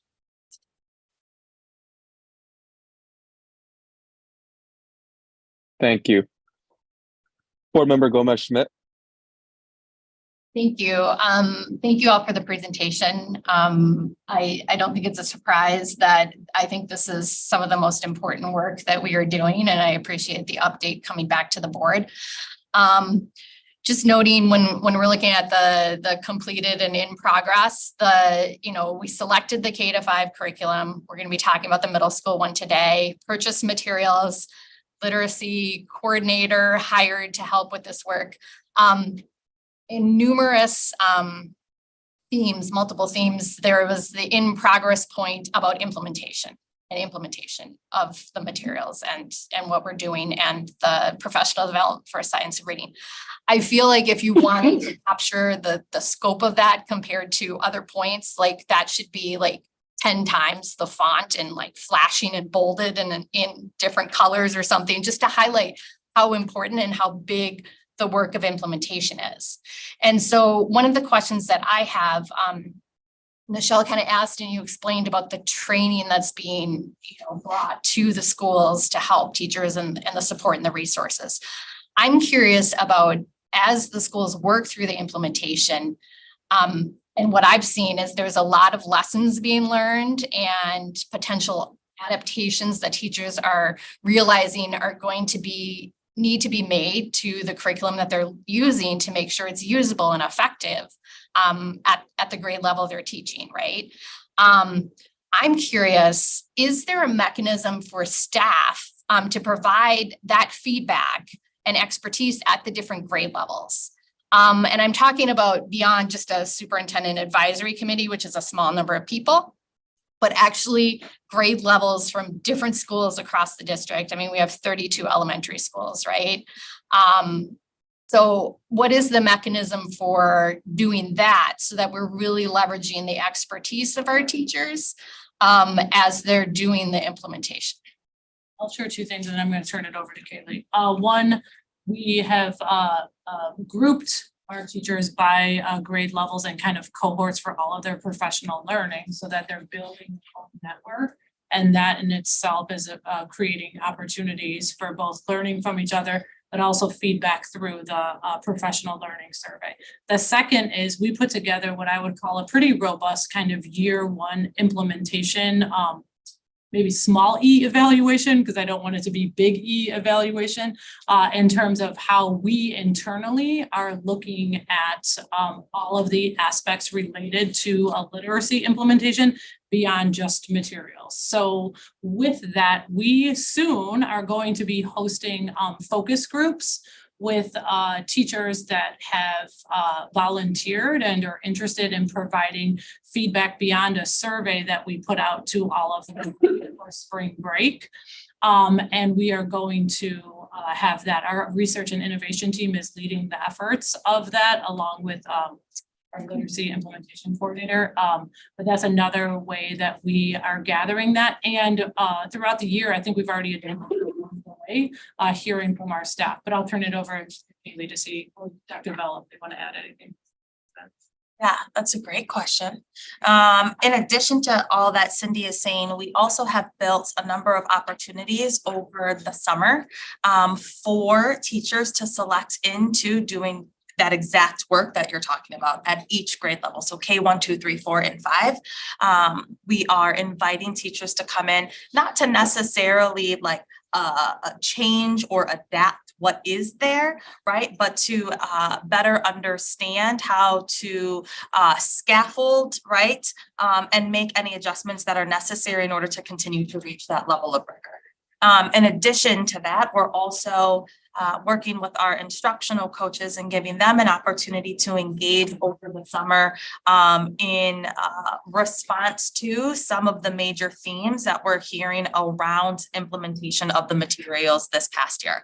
So for example, for one of the portions of the curriculum, it's been cumbersome for teachers to be able to get their hands on the materials right away when they need them, right? Low-hanging fruit, that's super simple. We can have our coaches come in and work collaboratively over the summer to be able to provide teachers with those resources so that it's not taking up as much time. But yes, we certainly, one thing I would like to add to that also is our literacy implementation coordinator also is in the process of going to every school. She's gone to every school at the beginning of the school year to have conversations around implementation. She does that also at the end of the school year with all of the principals, all of the instructional coaches, and anybody else from their SBLT to have conversations around implementation, what has been going well, what are areas of improvement, and all of that goes into consideration when we design the implementation plan for next year. So you're seeing implementation, right? Like on the slide, like implementation. Yes, to your point, it is much larger than that. And there is a 1-year plan for that. We're in the process of reviewing our 1-year plan and then creating a 2nd-year plan. To your point around lessons learned, even from a system level, there's a lot of lessons learned that can be implemented into our 6-8 adoption as well, that we're making sure we're going to put into effect to make it even more efficient and effective. I just keep thinking as I was listening to Nichelle's questions about retention and making sure that we're keeping the people who are doing this work and being trained in the science of reading and the curriculum. Part of keeping people is they need to feel like they're valued and their voice is being heard in the process of implementation. So whatever strong and robust systems you can put into place to make sure people feel like they are part of the process, I think that would go a long way to making sure that the whole thing works better. I think though too that one of the mechanisms to do that really is through their building principles, because that's where the work is. They're learning, they're also going through the training, they're getting the feedback and also sharing that feedback with us in our meeting, so then we can go back to the team and really share out that information. So it's always ongoing because again, like you said, being at that level, I'm in here, I'm doing the work, and this is what I'm noticing, and I can give the feedback to somebody who can get back to me. Thank you. I have another question that's kind of completely unrelated, so setting that aside, I appreciate that. I am curious, so there's the MMSD side and the UW side of this task force. And I know we're getting the MMSD side, but I am curious, and I was curious about this at the initial start of the task force. Is UW-Madison committed to training teachers in the science of reading, whether it's letters or some other professional development, so that pre-service teachers are already trained before they start working in the schools about how students learn how to read? So I keep thinking of backing it up. We really need our institutions of higher education to embrace this so that we are not having to reinvent the wheel as teachers come out of university. Yeah, go ahead, and then I'll just add one. Sure. So I'm gonna use the phrase science of reading because that means a lot of different things to a lot of different people, but yes. Science of reading is important. Teaching literacy is important to for UW. I will give an example. So some of the teachers who are special education teachers in the Accelerated Licensure and Special Ed program, ALSE, which is our Grow Our Own program. They are taking methods classes with Dr. Beverly Trezick over in UW. Their literacy methods class right now that they take has the embedded mechanisms within it to help them also study for the Wisconsin Foundation of Reading test, the WFORT. So UW-Madison, they have an alternative portfolio that allows them to be able to demonstrate their knowledge and teaching kids how to learn how to read and write. Okay. What I'm hearing from the folks who have gone through that class with Dr. Trezick is that they're able to take exactly what they're learning in that class right now and in the elementary schools where we have the new curriculum, implement it right away. So what they're learning, they're implementing right away. It's very tight and it works well together. So I would offer that as an example of how science for reading is being taught within UW-Madison. It's in many different areas, but that specific one and how it's aligned with our K-5 literacy curriculum that we have. Does every student or every teacher who is going to be an elementary teacher go through that class with that professor? Ways. So I'm just curious if it's a larger piece of the training or if only a small number of students who are Beverly Trezick students are getting that training. So that's part of the broader question that was proposed in the task force report around what is the pathways, what is the training that's going on. Special education students, they all have to take that class. So elementary education students have they have to take two different sequences. So if they're a dual elementary ed and special ed, I believe they're taking that class as well. If they're elementary ed straight in a different area, then it's a different pathway. They're not in that class because the classes reside in special education or elementary ed. So, but they are getting other literacy classes, so it's not. I guess I'm just saying that this is new to not just MMSD, it's new to UW-Madison. I'm just curious about what steps they're taking to make sure that every teacher that goes through their program, not just the specialized teachers, get this training and if they're committed to doing that. Yeah, so right now UW-Madison has a work group that has been implemented, brought together by the Dean of School of Ed, and they are charged with addressing recommendations in the task force. Okay. So similar to how we are addressing the recommendations, they're doing the same, and I'm also over there working on helping support them there. So I'm seeing the crossover between the two. And that group is working now. So not yet ready to present what they're doing. Okay. Does that make sense? Yes, it does. I just want to highly encourage that that's a really important piece for us so that we are not reinventing the wheel when teachers join our district. Last point, just looking back to the school improvement plans and the data that you all were talking about, I'm just going to make a suggestion, my fellow board members, about adding a more in-depth or deep dive into the SIPs, the school improvement plan process in an instruction work group, as it really is the accountability mechanism for the work that schools do and how it affects students' learning. That's like where everything lives, right? But I think it's also, Nichelle mentioned this, where the work of the TSI and the ATSI schools will be highlighted. And also curious about how it intersects with the PI 25 data and the students who are not currently on track to graduate as early as 5th grade by the state defined metrics. Like how all those pieces fit together, I think is crucial for understanding what our schools are doing and what is working. So I'm just going to suggest to all of you that be on a future agenda. That's all I have. Board Member Castro and I have talked about that as we're kind of thinking about the their instructional work group. So I know that's been mentioned before. So I just wanted, it's definitely her figuring out the timing in this place for that to make sense. But I just wanted to name that.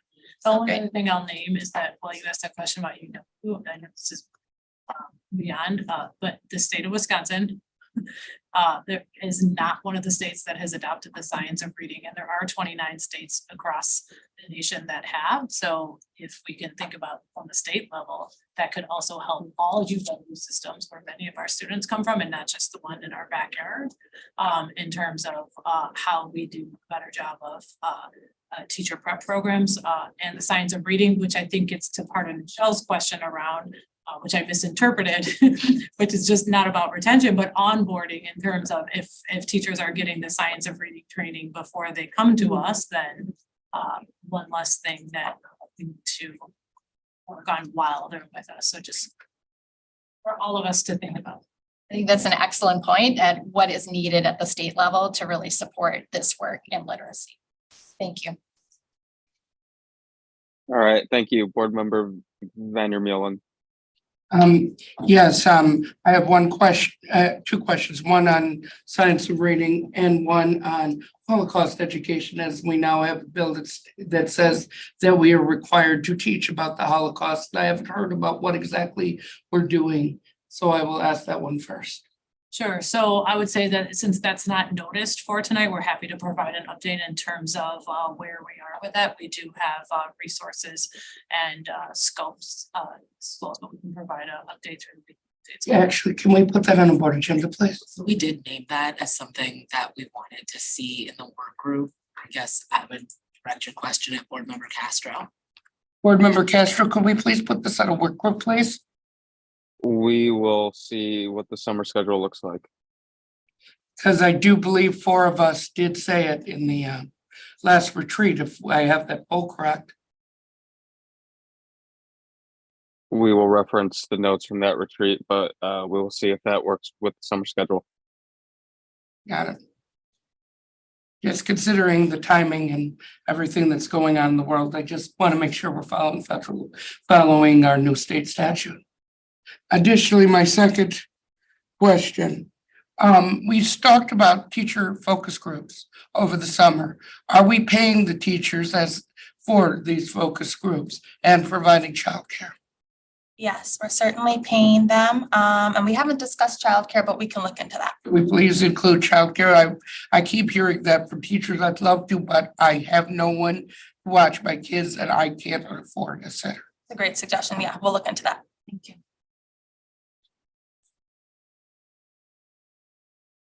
Okay, seeing no more hands, moving on to the next item, 6.1, the middle school biliteracy material adoption update, which we have a decision for the end of the month. Yeah, so I am going to turn this over to Dr. Hicks and Haley Jackson to give you an update. And I apologize, we also have the amazing Andrea Mizzarelli here, who is one of our teachers right in middle school.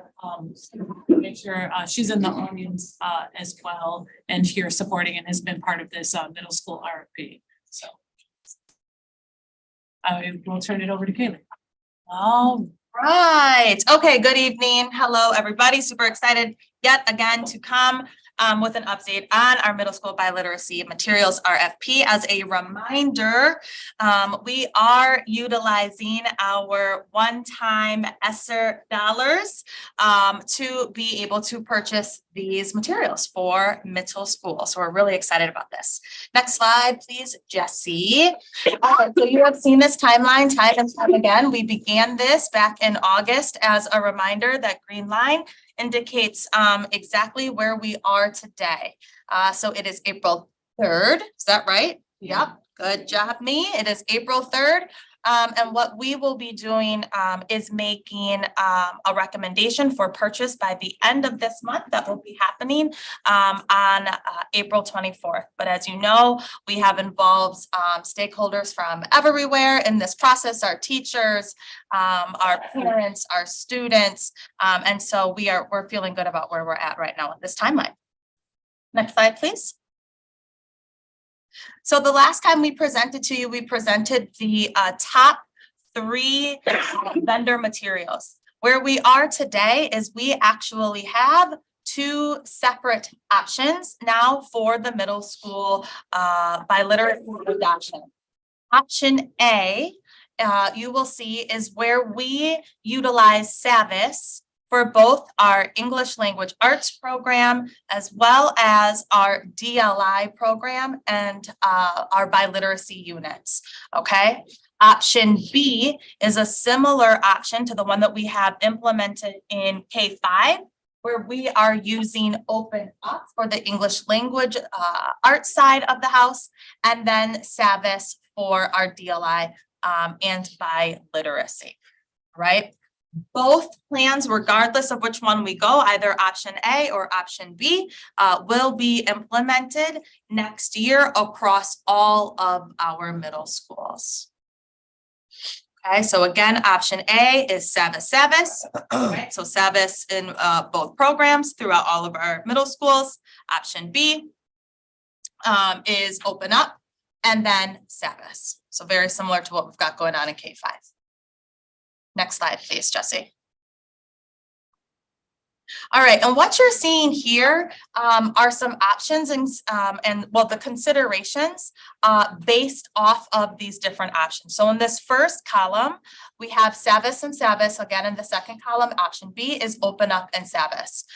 There are 2 things that are true amongst both of these options. The first is that either way we go, both of our resources, both of these options are going to be aligned to the science of reading, right? So either way we go, check, we're good.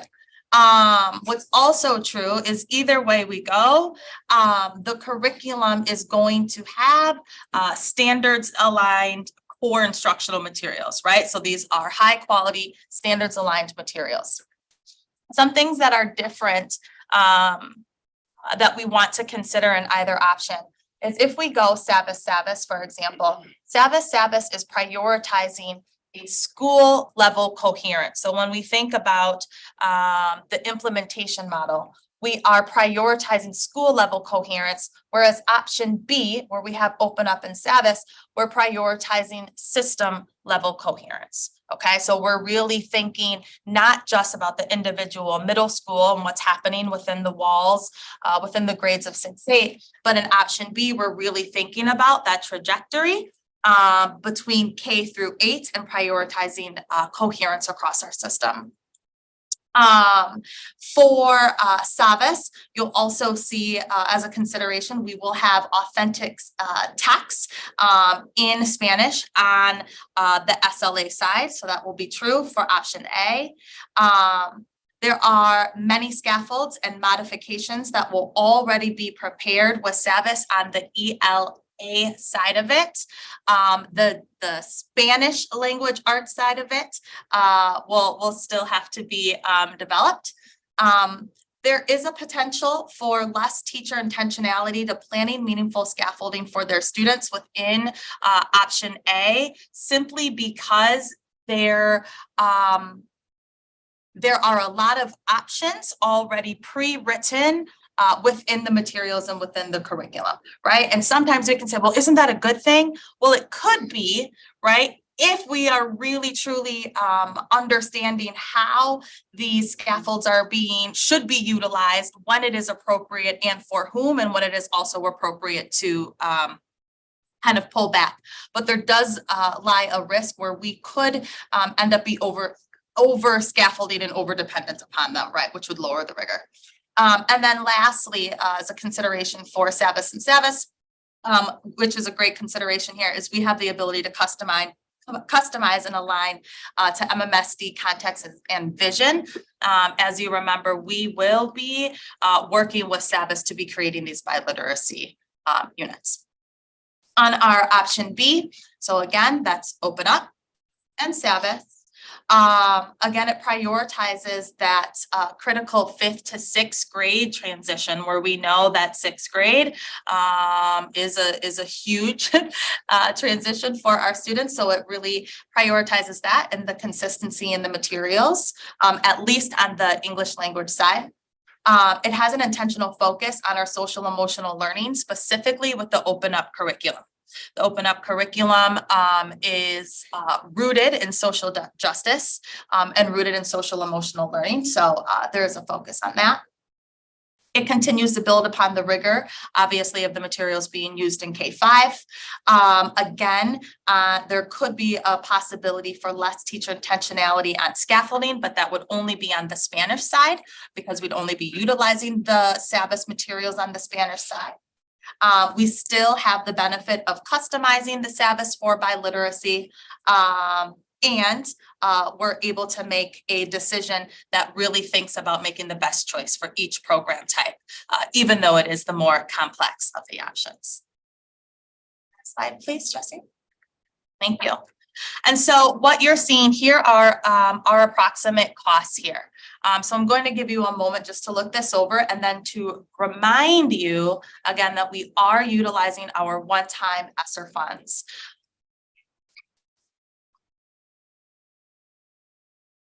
Where you will see the major difference here is in option A and option B. In both materials and professional development, specifically for Open Up. One thing to consider here with the materials for Open Up is that the cost here also includes a classroom library for all of our 6-8 English language arts classrooms, which is not something that SAVIS currently has. So that is not even able to be represented in the SAVIS amount because it is not something that they have.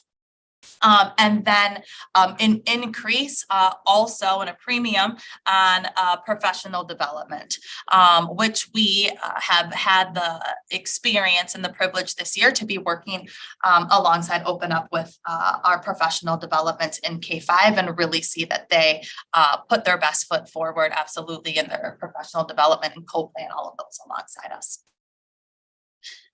Next slide, please. So the recommendation is, the goal of the recommendation is to identify the best option for both program types. Each program is bound to their own set of standards. So there's an ELA set of standards for instruction and learning, and then there are SLA standards for the biliteracy the program. And a recommendation will be coming forward from the superintendent. Not today. Got it. Next, please. And so next steps for this process, there will be a board vote on April 24th around the grades 6 through 8 bilingual literacy materials adoption based upon the RFP.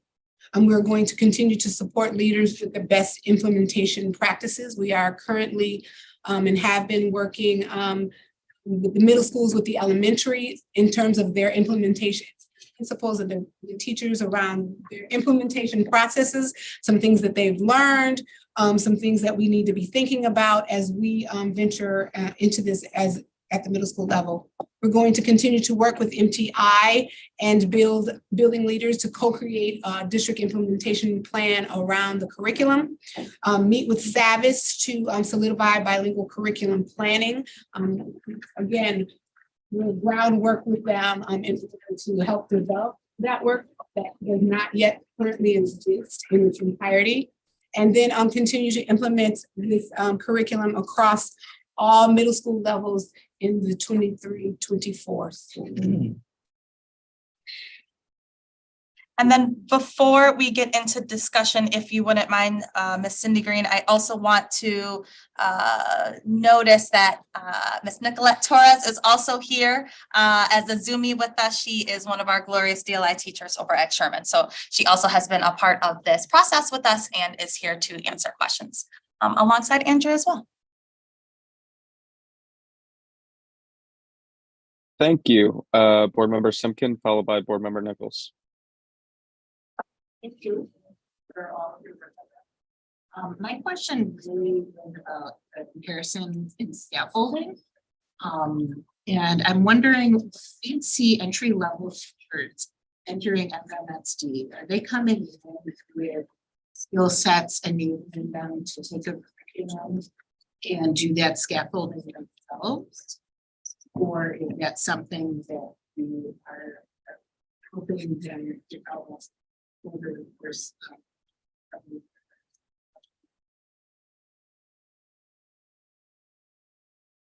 sorry, I got this.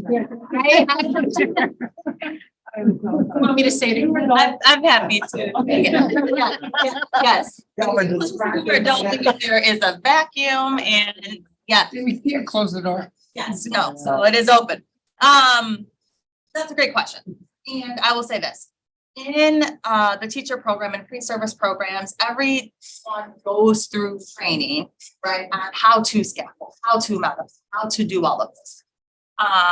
But just like we know in any profession, ongoing professional development, right, is something that is necessary at any stage of the game, whether you're first year, 5-year, 27-year, right, we should always be refining our tools, refining our craft. And so I would say our first year teachers, do they need support with that? Absolutely. But that isn't something that our approach to that would not be to over rely on a material, right? Because a material is just that.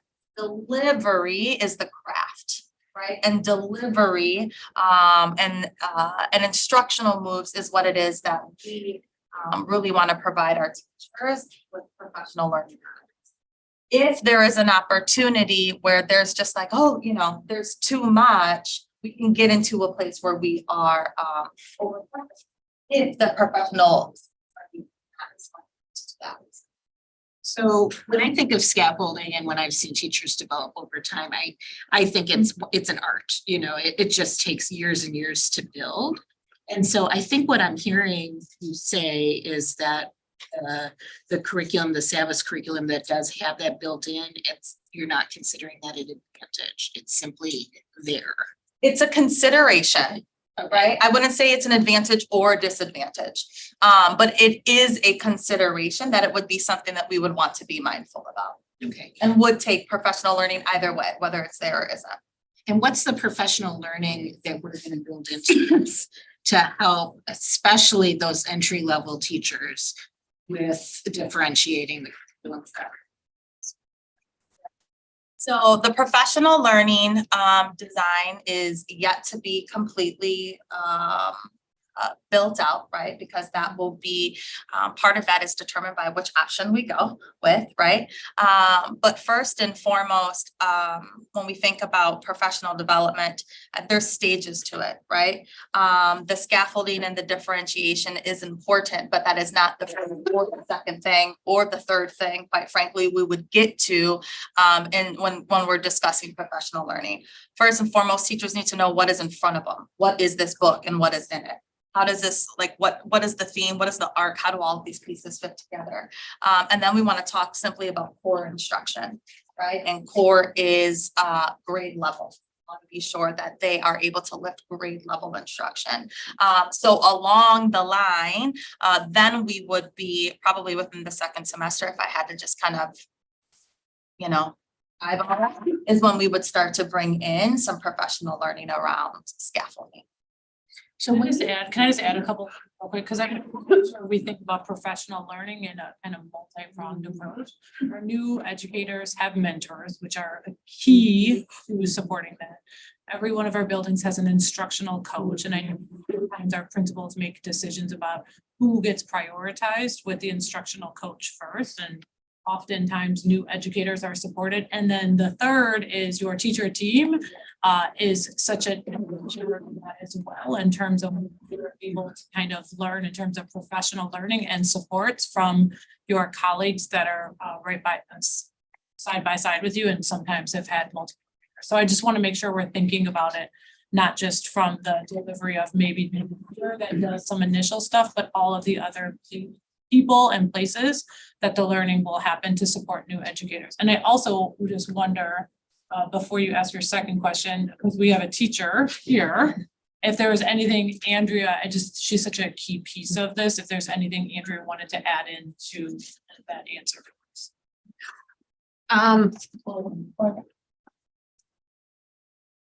I would say scaffolding all depends on your students. So you have to really get to know your students to know what each student needs to bring them up to what they would need to be able to access that core material and do it successfully. So it really is, you can't just say, I'm going to do these scaffolds without knowing your kids. You have to know your kids to know what they need. Sometimes IEPs determine the scaffolds, whether it's graphic organizers or text to speech or whatever, sentence starters, whatever they need. So it really comes down to the kids you have in your class, and it takes time to be good at that. We aren't just enabling our students too, and that we are providing scaffolds that will help them what they need to get to the core, and not just making things easier.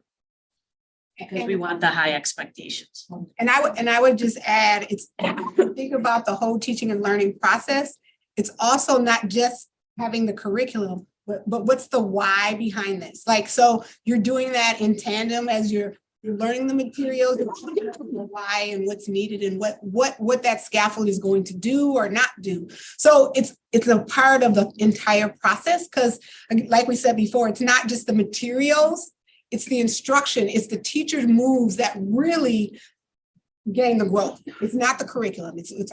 And so that's why high quality, continuous, aligned professional learning and development is critical to like the process. And then evaluating that, coming back, what did you learn from that? Going back, going through classrooms, doing walkthroughs, collecting data, seeing where you need to accelerate, where you need to shift. That's all a part of just the onboarding or the implementation of all of this curriculum. So. You want to add anything? I think Dr. Hicks summarized that very well. The one thing I might add is when we're thinking about that plan, teach, and reflect cycle that Dr. Hicks mentioned, some of the teachers who are involved in that teaming process include our special educators and our bilingual resource teachers, right? So there's this beautiful planning that occurs where those scaffolds are discussed from the student perspective, which Andrea was. So I really appreciated hearing you talking about, how important the instruction is rather than the curriculum. Both are important, of course, but nothing replaces a really skilled teacher. I'm really curious when we're talking about it taking maybe the first semester to onboard our staff with the concepts that are core to this new curriculum, and I used core in a different way, but that we're teaching that core level skill. And most of our students are reading far below that level. I don't know if you're going to have an answer to this, but I'm wondering, what is the plan for that first semester as you're getting this up and going? So one of the things that we've been talking about too is really setting up a plan even through the summer when the materials, whatever we get, comes in, and having staff be able to, like, go as teams together, grade levels or whatever. What is it that we have, right? And to begin having conversations with support around where we're gonna go with this, at least for the first unit, right? And then as they're doing that too, we're also alongside of them in the professional learning and development, coaching them, giving them feedback, letting them have input, also giving them insight into what's coming next, right? So even though Kaylee said, second semester, that was just a guess. Actually, it's ongoing in the beginning. It's just how and pulling it apart so that they see it as the same and not something else extra. Because if we don't do them like in tandem, then people will say, oh, wow, there's something else I gotta do. But really doing that simultaneous. I think the one thing we're missing is the awesome thing about this is that they're gonna actually have a core or a comprehensive set of materials that they can have conversations around and plan together that we haven't had across the system. So while it's any new implementation is a lift, right? And for sure for the teachers that are doing it, and we have something that is going to guide them that hasn't existed in the past. I think it's also just really exciting. Sorry, Dr. Bell, I think you were going to say something. Yes, what I wanted to say is that what is most exciting about all of this and what we know to be true about learning is that many children, I'm not going to say our children, many children across the nation, across the world are not achieving at a grade level because they have never been confronted with it. Right. So what is magical is that we are going to have grade level instruction, and that this grade level instruction is going to appeal to the kids because it was written on a theoretical and scientific basis that went beyond the pedagogical practices, but also talks about themes that are important to adolescents. So they're going to want to climb on tables and talk about that. They're going to want to read. They're not going to want to miss school because they want to know what is it that is going to be happening in the novel they're reading. Even though it's a challenge. Even because it's a challenge. Right. It's a challenge. I'm a parent of 4, and I can tell you that it is because of those challenges that half of my children show up to school. Right? So what is exciting is that we are going to provide that universal opportunity for our kiddos, and then they're going to want to stretch for it. So give us a year. Well, give us a year. I'm very excited about this, and I guess my very last question is, if all of you were a student in the classroom, which curriculum would get you more excited? That's a recommendation. That's a recommendation. Yeah, I don't answer. Yeah. Away from that one. Okay, I'll leave it at that. Thanks. Thank you, Board Member Nichols, then Board Member Gomez Schmidt. All right. Thank you. Well, first of all, thank you for coming back with this great update. Board Member Vandermeulen. Yes, Did you notice in tonight's presentation, they went from the 3 down to the 2? I love it. I noticed it as well. So here's where help me understand this a little bit. Okay, when we are looking at option A, SAVIS and SAVIS, prioritize school level coherence. If we go back to an open up and SAVIS combination, we know open up is in our elementary, so we'll get more of that K-8 alignment. What would be the benefit of school level coherence? It's a great question. That is a wonderful question. Do you mind? Nicolette, do you want to speak to it? Speak to that question? That's good. Well, that's any principles? No. Can you hear me? Yeah, I think it facilitates it makes things a little easier in terms of staff, all staff getting to know one program, right? So it might facilitate some of the professional development, having the same resource, even if it's ELI or DLI, they're all using the same platform, right? Okay, Does so that make sense? I can say more. okay, so where okay, let me, thank you, Ms. Nicolette Flores, but let me lean in a little bit more. Okay, so I think. I can tell you more on this.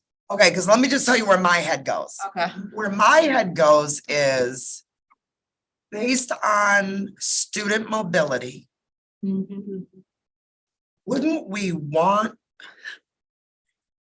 the benefits of like systems level coherence or some vertical coherence? Because as children move, they would at least have a stronger likelihood to be exposed to a similar structure and a similar, right?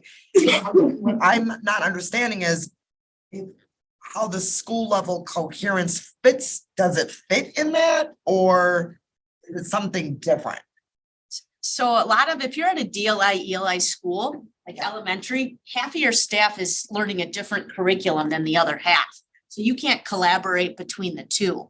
When Okay, you get to some middle schools, they don't have very many sections of other teachers to collaborate with who are in their same grade level or for the curriculum, because there just isn't, because your school split into half. You have half DLI teachers, half ELI, and you're doing certain specific content areas. right. So if everybody in a school is doing the same curriculum, all your professional development days, you're all together. You're all basing it off that curriculum. And it doesn't matter if you're an ELI or DLI, you will get the same curriculum. And that's the Savas and Savas. Now, if the other way, what you were saying is correct for the elementary, if they were an ELI elementary and they're going to ELI, right? They're staying in the ELI middle school, they would have the same curriculum. Okay. Which is the other cohesiveness. Yeah. Okay. Just Dr. Hicks chime in. So I just want to make it clear so that everybody understands. So there is a Savas for ELA. Yep. And there is a Savas for biliteracy. Different, not the same. Oh, I mean, they have a different. Same company. They're from the same company. Yeah. They have a different set of standards and stuff, and then different. So even in the same school, they won't be planning together. They won't be planning together because it's different. And we have to understand that in these different programs, right? The endpoints, the goal of those programs are different. In ELA, right, in our or ELI or EL programs, English programs, the end goal is proficiency in English, right, and literacy. In our DLI programs, our goal is to develop English and Spanish, right? So our standards are actually quite different in each one of those programs. So I think it's a little bit of a misnomer thinking that because we have these materials in the same building, then that means that professional learning can be combined, because actually the ways in which we have to lift those curricula, to get to proficiency of two different programs actually needs to be different. I just want to simplify this to your question, because we put that in there in terms of school level, and it is literally, it is the same vendor would be able to, very similar to what Andrew said, a singular vendor versus two vendors. So there is some level of consistency in terms of the literacy and biliteracy materials and professional development providers for that component of it. I mean, it's as simple as that. That's about the short of what that means for school level coherence in terms of that versus Using two different. Okay. Right, it's as simple as, I don't want to overcomplicate because there's not much more to add to it than smart. Okay, well, thank you for answering that. I may have this, I may have to follow up with one of y'all a little bit more, just to make sure I understand. So then the only other question I have is, when you all presented to us last month, what I thought you shared was that Savas really doesn't have a true biliteracy curricula, right? I can answer that.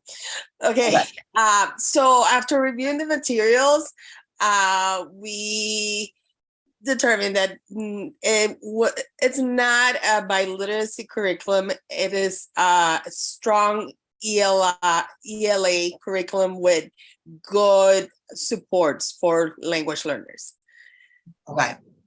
So, and that's when we talked to them and we made some recommendations and we asked some questions about whether or not they can create some other materials and not just translate, but making sure that there's fidelity with the language, like it's also towards language, Spanish language acquisition, not just English language acquisition with embedded supports. Right, and that was the one vendor. That was the only vendor that gave us something close, the closest thing to a biliteracy curriculum. Got it. Okay, so we know Savas is going to be one of our vendors for the Spanish component. I think so. Then it comes down to the question is, which of the two, Savas or Open Up, give us the, I guess, best options on the ELA, on the ELI or A side, right? Yes. That, I'm just trying to make sure I'm following. And Savas is kind of like a given at this point. Yes. Okay. Yeah, the only question, quite frankly, is what do we use on the English language? ELA, yeah. Okay. And can I just ask, so are you looking for, what are you looking for tonight from board members before this vote? Are you, because I know that we will get a recommendation from the superintendent. Are you just wanting to know if we have any final questions prior to the recommendation, or? So I'll chime in here. We just wanted to come back to the board one more time. We've continuously narrowed down from where we started in the beginning from the RFP of 6+ vendors, and wanted to make sure that you have enough information along the way as we get to the vote on April 24th with the final recommendation. Just to provide a little more information, and I think Board Member Gomez Schmidt has asked for this before, that like along the way, when we have large scale RFPs, let's have conversations here before we get to the actual vote. So we just wanted to make sure. And now that we have it down to these 2 recommendations, again, it's presenting that these are the last 2 based on the committee's work. And you will soon see a recommendation come forth with the consent for a vote. So that's it, information sharing with giving you what you need to feel confident in your vote. Okay, can I just ask one final question? I'm sorry, Chair Castro. Can I ask? Go ahead. Okay, so going back to our last presentation, when Savas ELA was presented, one of the benefits that you all listed was that it included grade assessment, which can be taken 3 times per year, and it's the norm referenced reading assessment that would give the a Lexile measure. That was one of the benefits that you listed. Would you imagine that if Savas was the preferred vendor for ELA, would schools be using the grade assessment that comes with that curriculum? Yes, potentially. That hasn't been decided yet until we get to the place of determining, right? Every set of curriculum has a lot of stuff. Okay. And so what, do we pick and choose, or? I think we make decisions on implementation based on what is essential for year 1 versus as we continue to go on. I don't think we take a curriculum packaged as is and go from page 1 to page whatever. So I think we have to look at our current assessment system also, make sure there's no duplication, make sure that it's filling gaps. It's kind of what we did for K-5. We have unit assessments that ELA and Benchmark both provide to us, and we have been very intentional and selective around which of those assessments we're saying are kind of deemed as required versus which assessments are optional based on teacher autonomy and teacher practice. Got it. Okay, thank you. I look forward to the recommendation. Thank you much. Board Member Gomez Schmidt. So one of my questions was around the school level coherence versus the systems also. And if you were to put those in a balance, I don't think you're going to tell me this tonight, but if you were to put those in a balance, I mean, you've talked a lot about the school level coherence, and that's important. With the Open Up EL curriculum, is there actually a vertical alignment, or is it just a vertical alignment because it's the same company? So you talked a little bit about there's not necessarily between the English and the DLI versions, they're kind of still separate, right? Some level of coherence because it's the same company.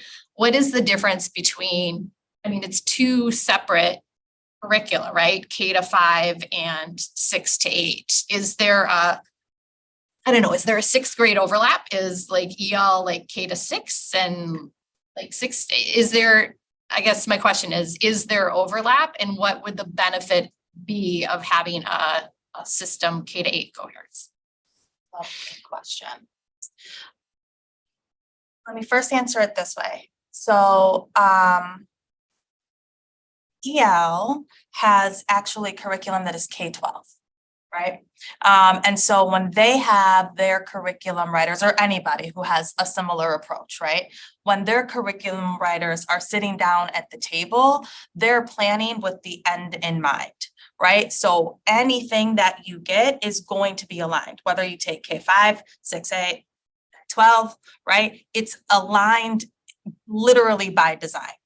Okay. And it's a few things that are included in there, right? It's your standards, right? So we're clearly building on the standards, but it's also the design of how the curriculum is even put on a platter, right? Presented to students and presented to teachers.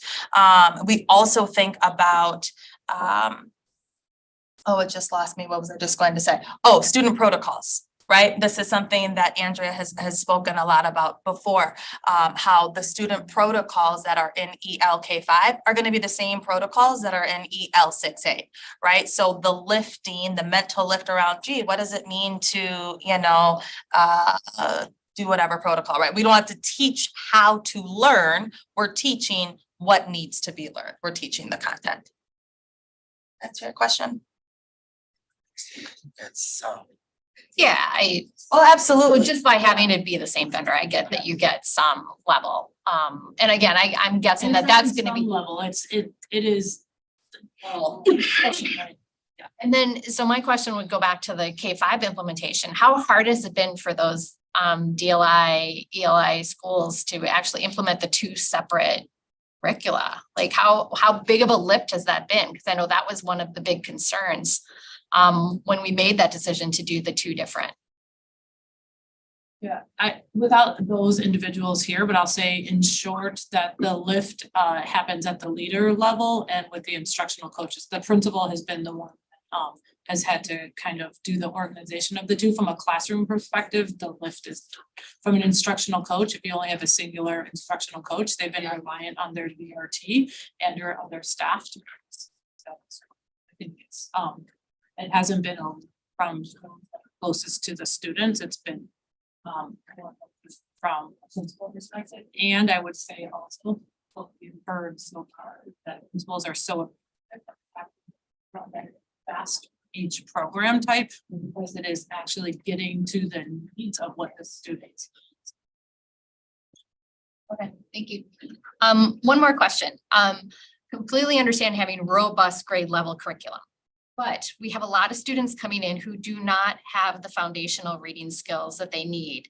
And whether they can access that just through excitement or not, I mean, we can debate that, right? But my question is how for the students who still need to build those foundational reading skills, what is going to be provided? Because we know it isn't in this curriculum. And how will that instruction work in an ELA classroom?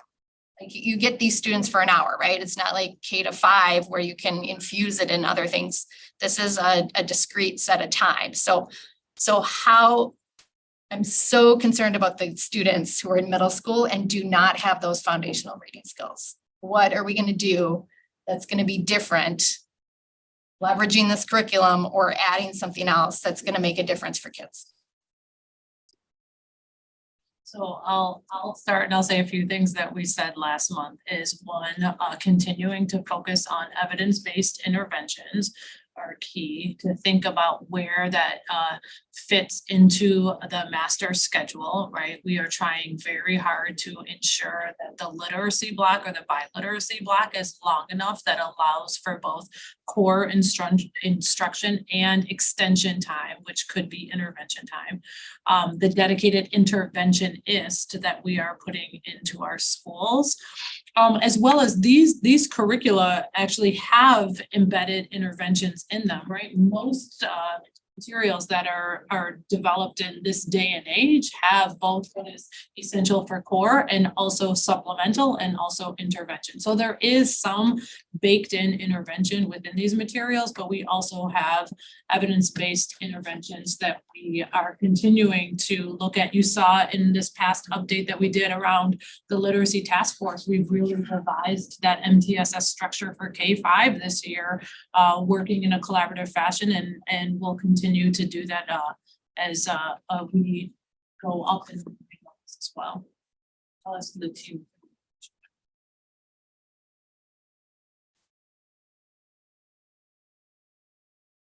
Talk a little bit about interventions. Look, let me just chime in on this here real quick for us, because we've had a significant amount of time on it tonight. And that is a serious question that was asked the last question, which happens to be, you know, a national issue, a state issue, as you look at the nation at 34.9% proficient in our own state itself. It's right at 35% proficient. And we all have that challenge at just not elementary, but we know too at high school. That's a part of when we're talking about graduating students and making sure that they are proficient. So this ongoing, this curriculum adoption isn't an end to all.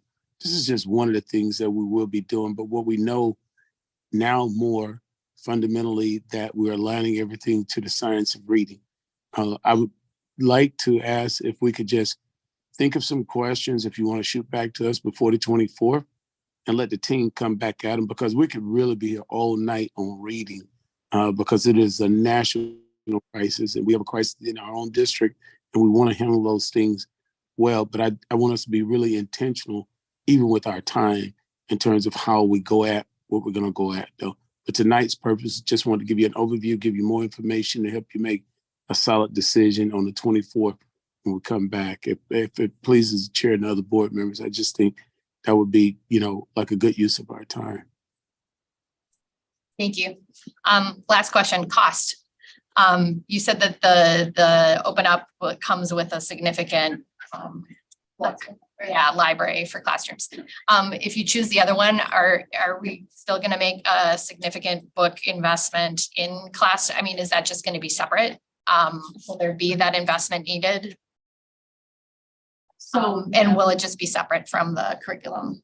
Yeah, so just a reminder, the ESSER dollars, we earmarked $3 million for this specific department. Definitely want to use those one-time funds to maximize acceleration in the area of literacy. So in the event that we would need to purchase robust classroom libraries to supplement. Thank you.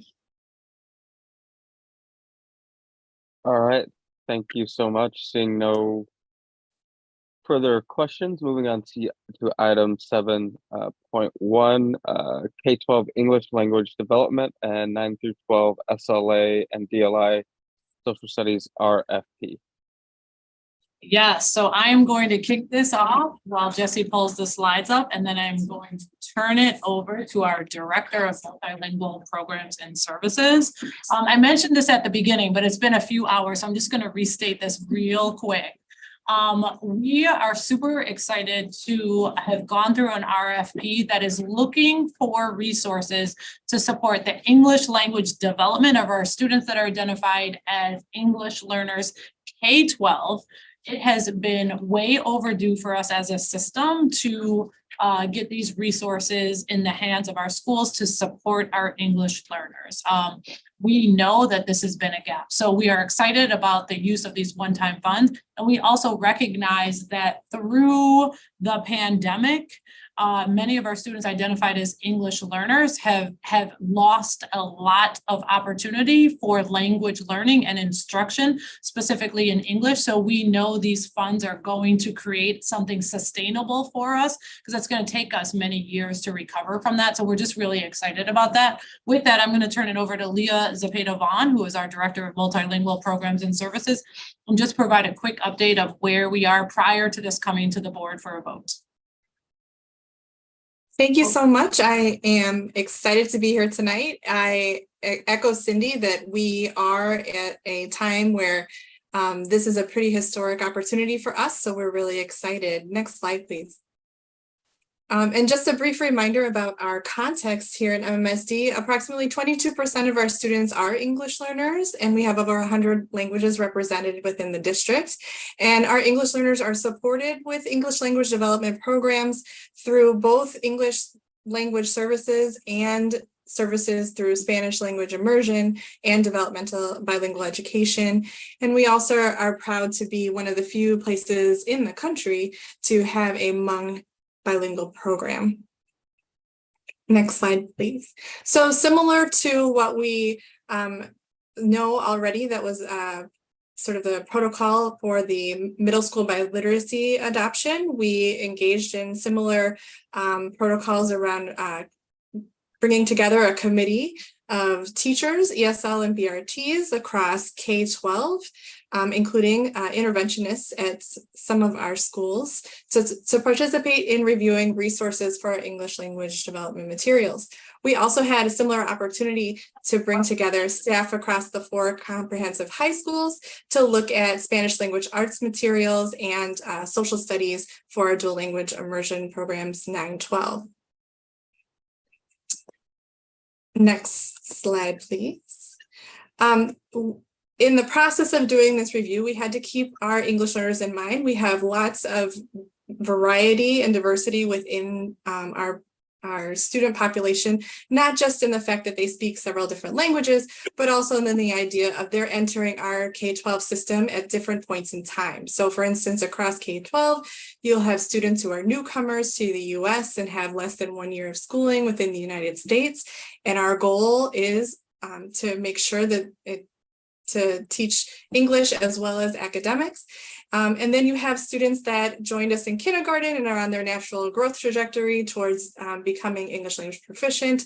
And you have students who've been with us for some time who also need some more support because they have not necessarily achieved a level 5 or above on that access test that's required by the state and the federal government.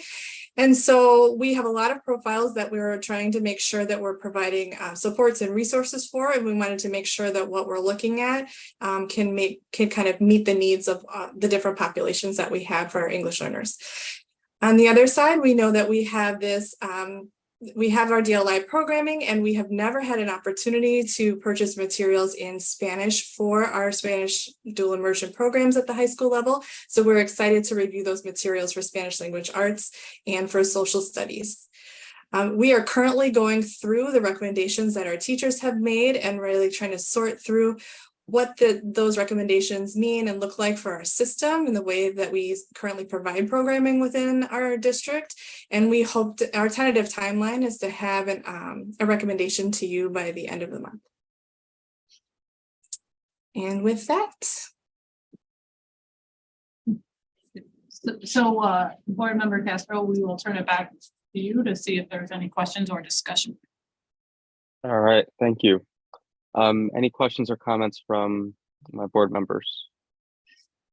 Board Member Nichols? Thank you. Mine is just a point of clarification. It's, Leah, did you say coming to us at the end of this month? April? Tentatively, yes. Okay. All right, thank you. Looking forward to seeing the results of that process. Good use of dollars. And so with that, is there a motion to adjourn? So moved. Second. Joanna, your advisory vote? Oh. All those in favor? Motion carries. We are adjourned. May we have a 5-minute break between meetings? Absolutely. Okay.